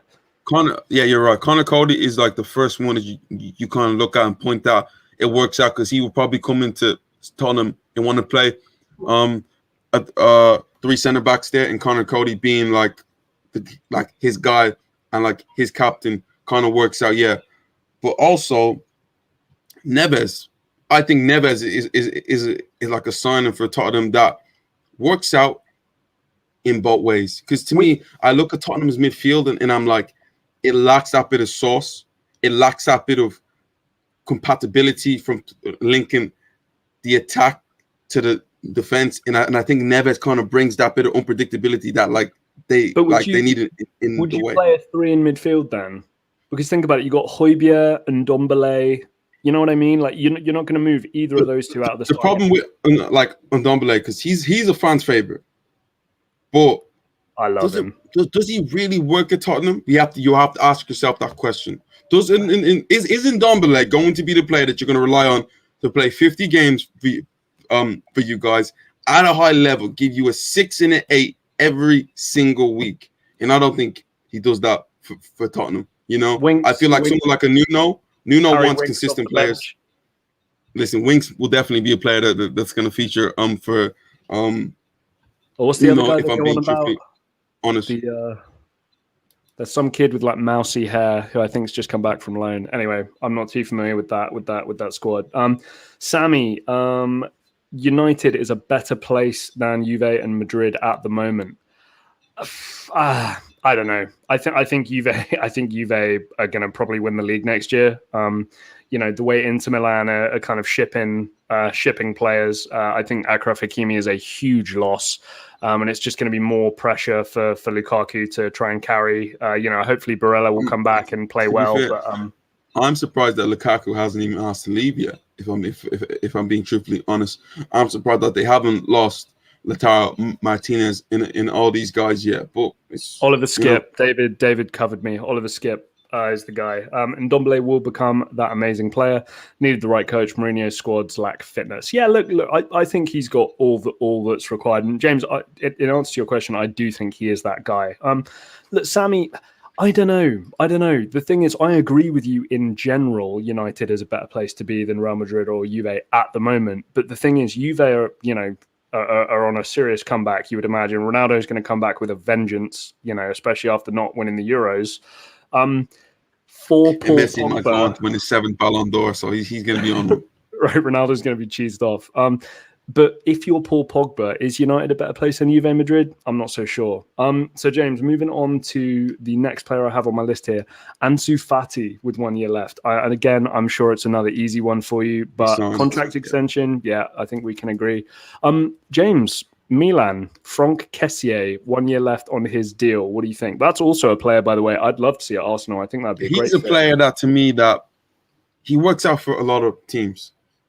I think a lot of teams would admire what he does, and I can see him more or less wanting to leave and explore the market. So I see him leaving AC Milan, and to me, a Premier League would be a very, very good destination for him.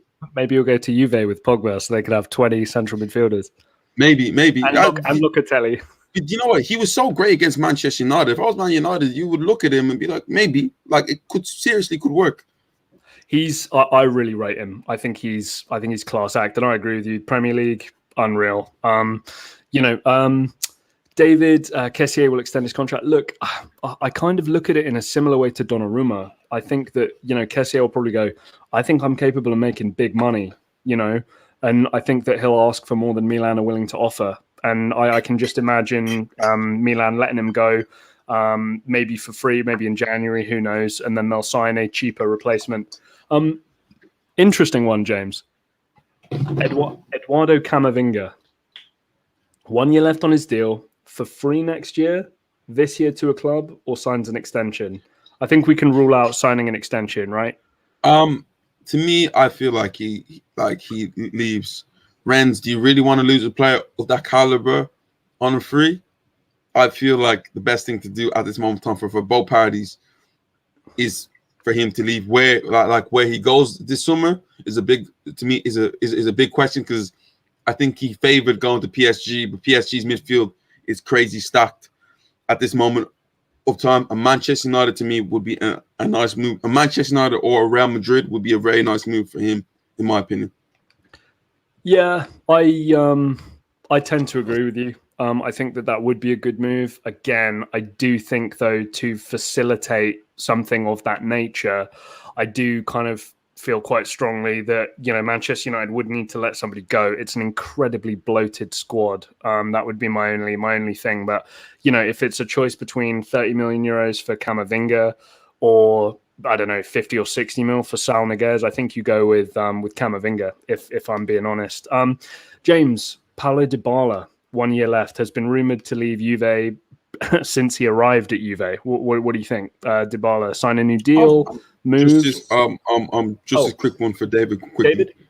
Milan will double his wages, but I think if he's a good Champions League campaign, I kind of see Milan selling him for a good offer. Thing is, though, David, so he's got 1 year left. So the sale would need to be either now or in January. And I don't know if you can really tell how good his Champions League campaign will be by January. So it would be kind of a sale now or an extension of the wage. I feel like it's going to be constant rejection of new contracts because he'll want more than they're going to offer him personally. But James, Paulo Dybala, what do you reckon?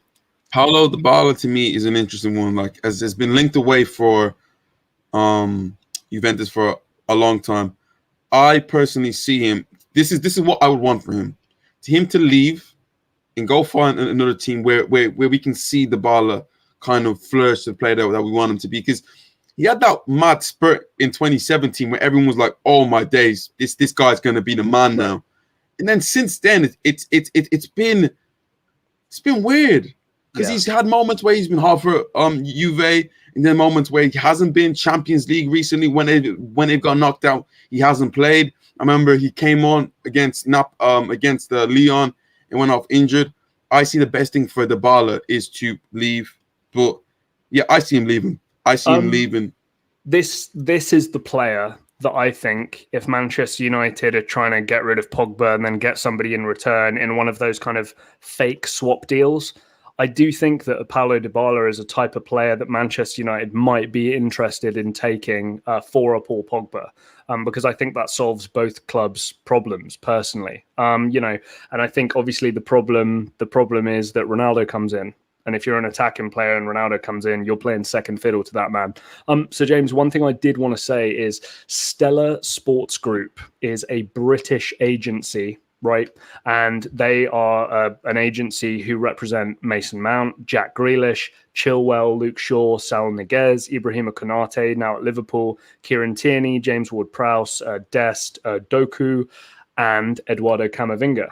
Now, to me, if Eduardo Camavinga has representation that is an English agent, that probably suggests to me that he will be making a move to the Premier League. It's just something I saw the other day. Anyway, I will get to a couple of these comments. FTFC fan, Hudson-Odoi is on a lot of money at Chelsea, which is the reason why he's still there. Yeah, look, we know he signed a big deal. I think that he is getting to that age that now, though, where even if he takes a minor pay cut or keeps the same money, he'd love a chance to go to Bayern and prove himself, like somebody like a Serge Gnabry. James, you got anything on Hudson-Odoi there?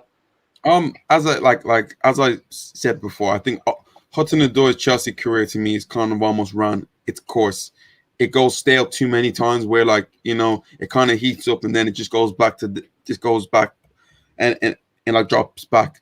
But Bayern has admired this guy for God knows how long. It feels like they look at Callum Hudson-Odoi like a Lionel Messi. And to me, at this moment in time, with the way Hudson-Odoi's career is, I would personally push for that move to Bayern Munich and really just see what he can do. Because that Bundesliga always seems to work out for a lot of British players. And to me, he should definitely go for it. It does. A few more comments here, Jack, on the Paulo Dybala deal. Sammy Dybala dunked on Messi in the UCL, then died. Yeah, basically, when Ronaldo showed up in Turin. Cormac McManus, Dybala is a player I'd love at Spurs. Perfect player for us, especially if Kane leaves. Spurs love an Argentine too. Yeah, look, I agree with you. I think that's one of the deals that, again, Daniel leverage lets you guys down again, unfortunately. Do you not remember when he was linked with Tottenham heavily like 2 seasons ago, and it felt like Tottenham were actually going to get him? Because I'm pretty sure Sky Sports reported that deal was agreed, and it just fell through again with the likes of Tottenham. David just below comment, still couldn't believe how close Dybala was to Spurs. And you're absolutely spot on. For me, I know, James, I can't remember what you said on Dybala, but for me, I think, maybe this summer that is a deal that's worked out. Maybe we see Pogba go back to Juve and maybe Manchester United get Paulo Dybala. Who knows? And maybe the best way to convince Harry Kane is to bring in a Paulo Dybala that shows huge ambition, but we know what Tottenham's like.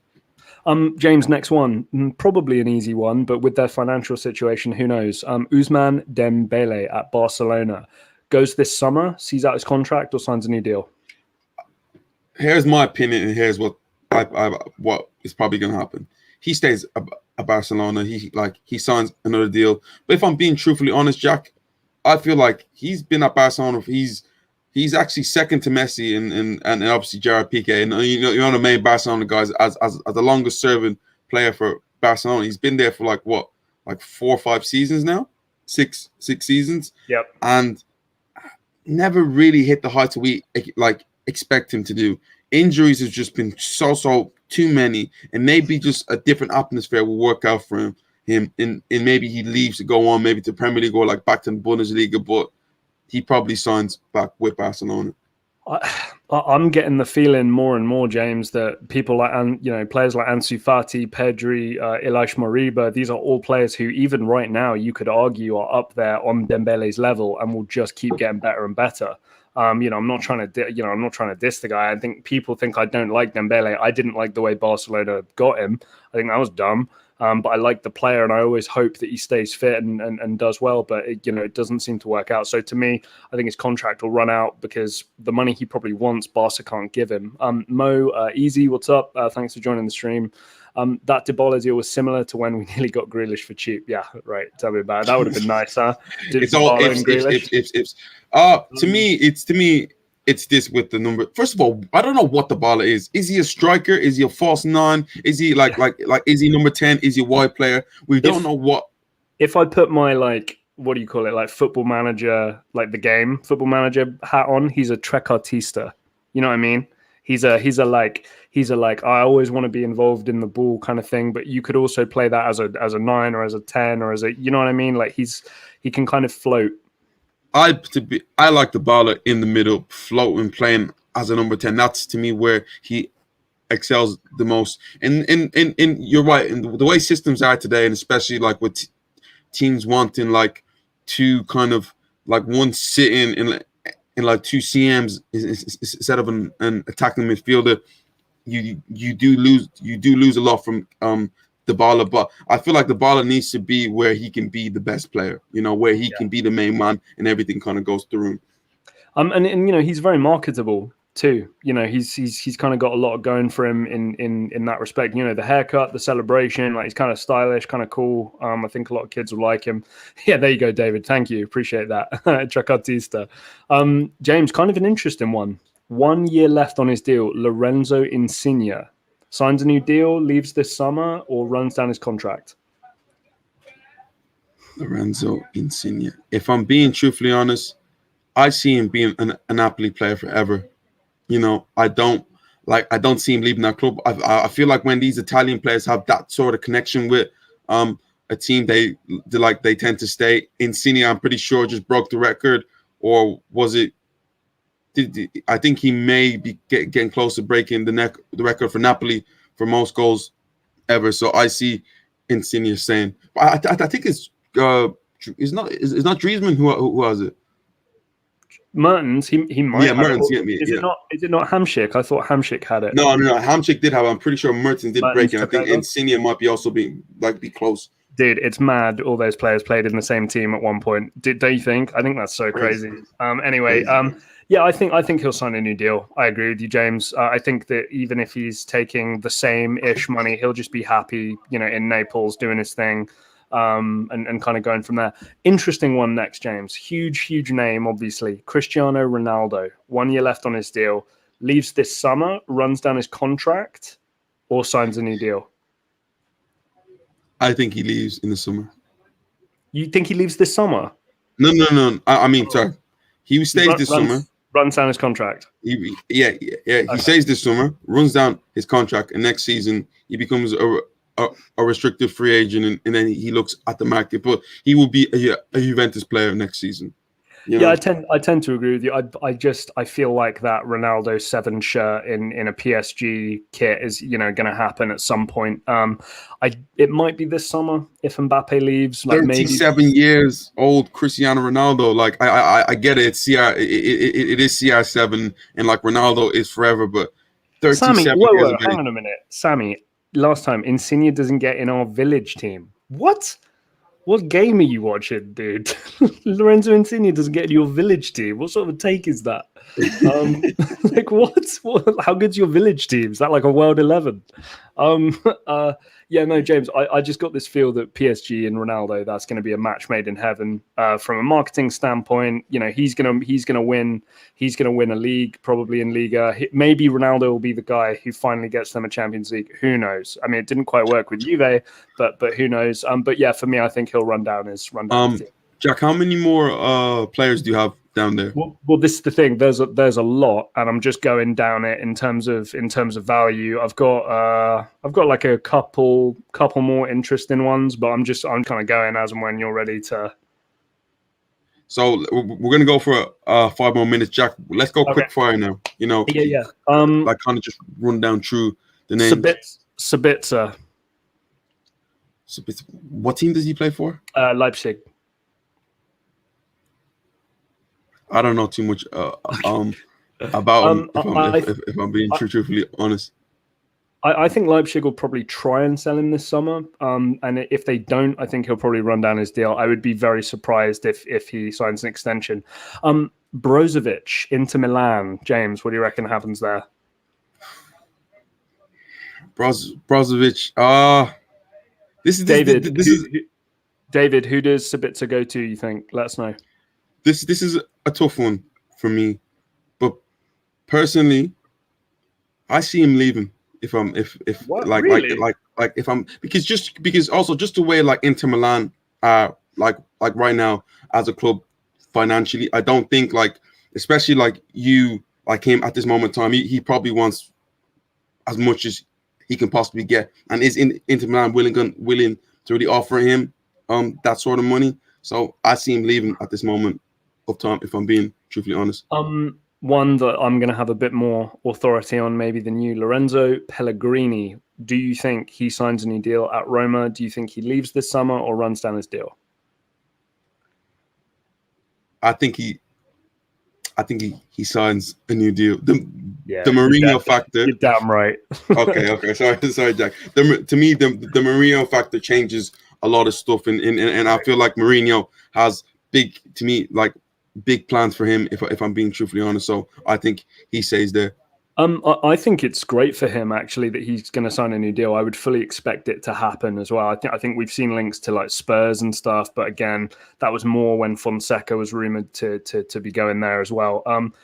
With Xhaka coming in, I think Pellegrini is going to be able to return to his old position of playing number 10 a bit more of an advanced playmaker type, which is, I think, going to be great for him. Very helpful for somebody like Dzeko. Obviously Mkhitaryan in there as well, and some of the wide players coming through. James, Niklas Süle, Bayern Munich. Is he going to sign a new deal? Is he going to go this summer or go for free next summer? Süle to me is something that I looked at up and kind of be like, maybe that can be a partnership for years to come. I see Bayern Munich locking him down and like him staying like at the club, if I'm being truthfully honest. And also, I feel like if he leaves, how many suitors are there for him? Let's be truthfully honest. I don't think teams would go crazy to sign him. Yeah, people aren't going to go crazy. I think there'll be plenty of teams to take a punt on him. But James, main thing, I don't think he's going to ask for that much. And I think Bayern will just go, yeah, sure. He's never going to be a superstar centre-back, but he's always going to be solid. Andrea Bellotti, Torino. What do you think happens there, James? Bellotti's a player who I want to see come to the Premier League and kind of show the quality. Like he works out for a number of teams. Why not even at Arsenal? Can he do it at the highest level? I get a feeling that he's comfortable in Torino, but I don't know what their situation is like. At this moment in time financially. He'll go. So, Torino are being a real pain about it, and they're asking for a lot in return for him. But honestly, I do think that unless a better alternative comes up for him, or maybe somebody like Vlahovic is available, I think we might be looking at Andrea Bellotti at Roma, which is brilliant and a great way to start Mourinho's era. Sammy, I agree with you. August 13th can't come soon enough. Danny Carvajal, James, what do you reckon? 1 year left. Oh, Sammy, let us know. Danny Carvajal, is he going to stay, sign a new deal, go this summer, or leave for free? more than likely Danny Carvajal stays at like Real Madrid, but these injuries kind of need to kind of solve because Jack, Danny Carvajal fit is one of the best fullbacks in the world. So if Real Madrid can just get him fit to that sort of level, he'll go on and excel. And plus, like you look at it, fullbacks are definitely needed. When he is fit, Real Madrid excel with him. So to me, he stays. I'm not super high on Carvajal. I don't think he's that great personally. And I also don't think he's going to command too much of a fee. So I do think that he'll probably sign a deal, but I don't expect it to be like a 4 or 5 year deal. I think it'll probably be like a 3-year extension, which I think will suit both parties. Sammy saying Danny's going to sign, but these injuries, man. Yeah, there you go. Go ahead, James. Sorry, David, my fault. Will Sarri last the whole season at Lazio? I have a funny feeling it's not going to go well with Sarri at the Road Club. Yeah, I think it lasts. I mean, don't get me wrong. He's got a couple of players in that squad which you wouldn't say suit his style of football, and we all know very well that he's quite a stubborn football manager. You know, his way or the highway. And I think there's a couple of players in there like my guy. You know, James knows how much I gush about this guy. Sergei Milinkovic-Savic is not a type of player that Sarri has worked with before. It'll be interesting to see what he does with him. You know, they just got Felipe Anderson back from West Ham, so it'll be interesting to see how he is coming back in. But we'll see. James, John Stones, what do you reckon happens there? 1 year left on his deal. I remember he was linked to Arsenal like last year, and I was like, "Oh, John Stones, really?" And now I'm like, "Why not?" But again, we have Ben White. More than likely, I see him signing on to Man City. You know, why would he want to leave this Man City team, especially with the style of play, the trust Guardiola has shown with him, the partnership he has like with Ruben Diaz, and also he's taking Laporte out the team, which is massive.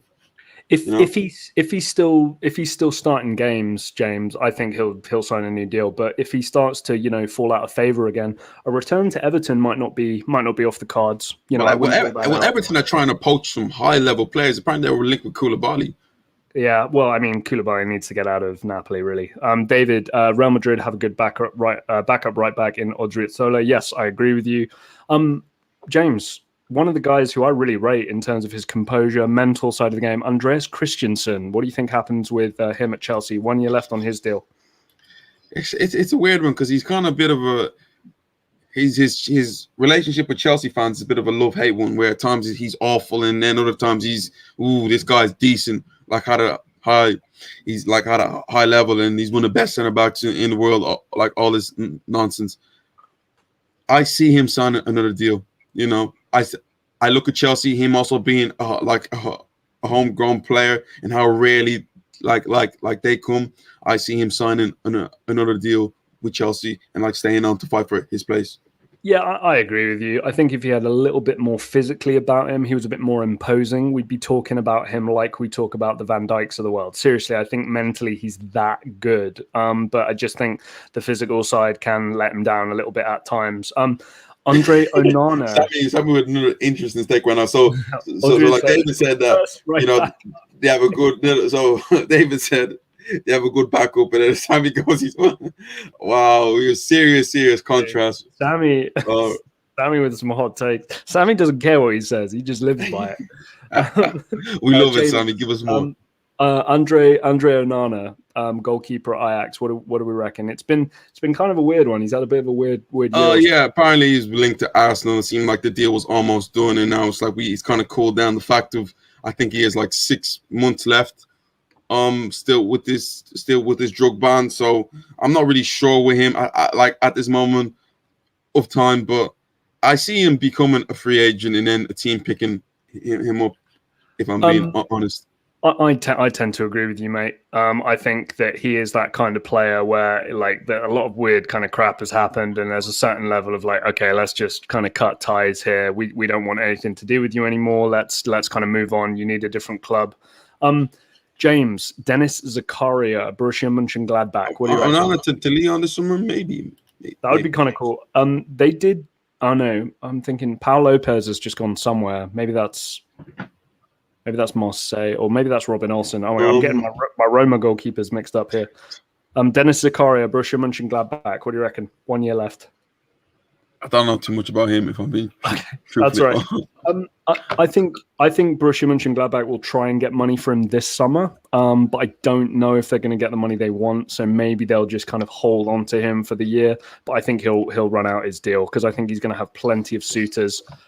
James, Antonio Rudiger, 1 year left. What do you reckon? He signs like this. I don't think people understand the level that Rudiger is playing at this moment of time. This guy has been absolutely stunning for Chelsea. Like generally, if you're being truthfully honest, one of the best centre backs in the world in the last 6 months. And like for me, what he's done, to me, he signs a new deal. Yeah, I agree with you. I think you're spot on there. People in the chat, James and I, there's 5 quick fire ones left to go. So any questions you have regarding transfers or anything else, do let us know in the comments. We'll get to them at the end. Yeah, quickly, guys. We only probably have like 5 minutes left. James, Lacazette, what happens there? 1 year left on his deal. I don't know, Jack. I'm not even gonna lie.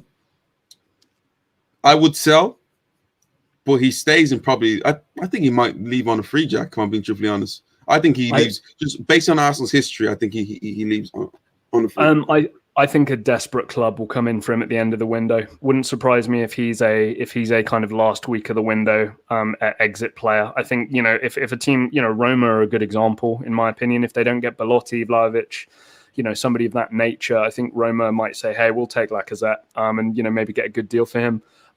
Sammy and James, question for you guys. Karim Benzema, 1 year left on his deal. What's going to happen there? I think quite obvious, but let's see. Signs a new deal. I mean, he might get a 2 year, 1 year deal, but he'll be a Real Madrid. Ilaix Moriba, obviously we've discussed him a little bit, and I think David did make the point that Real Madrid are obviously trying to poach him.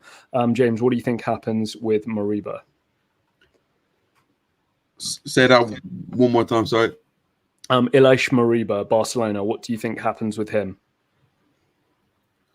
Obviously, we've heard the rumors Real Madrid are trying to tempt him. What do you think will happen?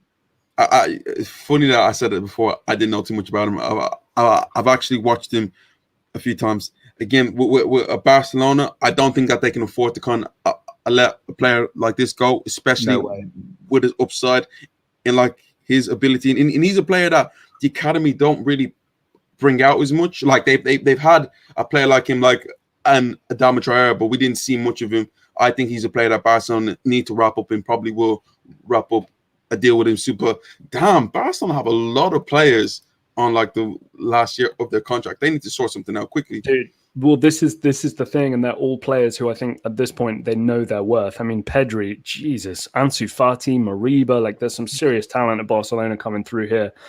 Sammy, quickly here, the Prem is setting up Arsenal for banter. James, Friday night football, Arsenal away to Brentford, things kick off.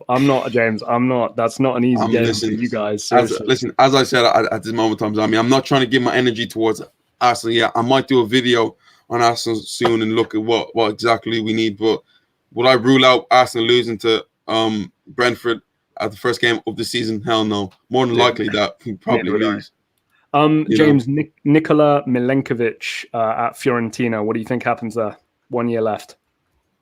Again, I don't know too much about him, so you're gonna have to educate me on this one, Jack. So great player for a good Fiorentina team. Like I say, I think everybody knows at this point how much I love Vlahovic, and Milenkovic is right there behind him in terms of some of those talented Fiorentina guys. I think the problem is with Milenkovic is he knows he's better at this point, and whether it's the Premier League or whether it's another club, I do think that he'll want the move. So they'll try and get money for him this year. Failing that, I think he'll probably maybe go for free the year after. And James, to finish us off, Jesse Lingard, Mr. What was it? Is it that way or that way? I don't know. If I'm being true, he played today, got some minutes. He played today, got some minutes on his belt. I see. If I was Jesse Lingard personally, I would want to be playing week in and week out, and like we've seen what he does when he plays week in and week out. And Man United, as you said, Jack, before, personally, I want to keep him, but. Right. I'm looking for Jesse Lingard's side of it. He wants to be playing week in, week out. He's at the age where he expect that. His upside so hard, and especially what he's done with West Ham, I think he leaves Manchester United. And when we get the soppy pose at the end of, I've been at this club forever. We'll do the J-Link stuff and all that. I think that this story writes itself. I mean, let's be honest. I think that West Ham, losing, I know Felipe Anderson isn't the biggest loss ever, but I think that West Ham can't have seen what he did for them last year and then ignore that. I think they'll pay to a certain extent whatever it takes to get him. We know it's not going to be a crazy figure, especially with 1 year left on his deal. I think there's rumours that Man United are going to try and put some pressure into, maybe trying to get Declan Rice as part of, like a swap, but I think that's a bit of a reach if we're being honest. And yeah, James, if Jesse Lingard goes to West Ham, I think West Ham Man United next season, there's a guaranteed goal scorer in one of those games, or maybe both of them, and that's Jesse Lingard. But yeah, that's our list. I mean, don't get me wrong, guys. There's a hell of a lot of other players who have 1 year left on their deal, which we could go to. But I'm telling you right now, we'd be here till 2:00 in the morning. And I got money in the bank to watch. I don't know about you, James. But same. I'm busy. I got a few things. I got some wings in the fridge that I need to take care of. I need to watch Love Island. Got to do a few other things, guys. But again, guys, we've been here for 2 hours. Thank you so much, guys, for coming in, commenting. David, Sammy, Mo, appreciate Cormac, you, Cormac. every single month, guys. Thank you all for coming out. If you haven't hit that subscribe button yet, please hit that subscribe button. Let's get ourselves to 500. We're so close to it, guys. Keep on hitting that subscribe button. Thanks for watching. Also, hit a like on this stream. It helps with the algorithm at the same time. Thank you all for watching. This is Box to Box Football, and me and Jack will see you guys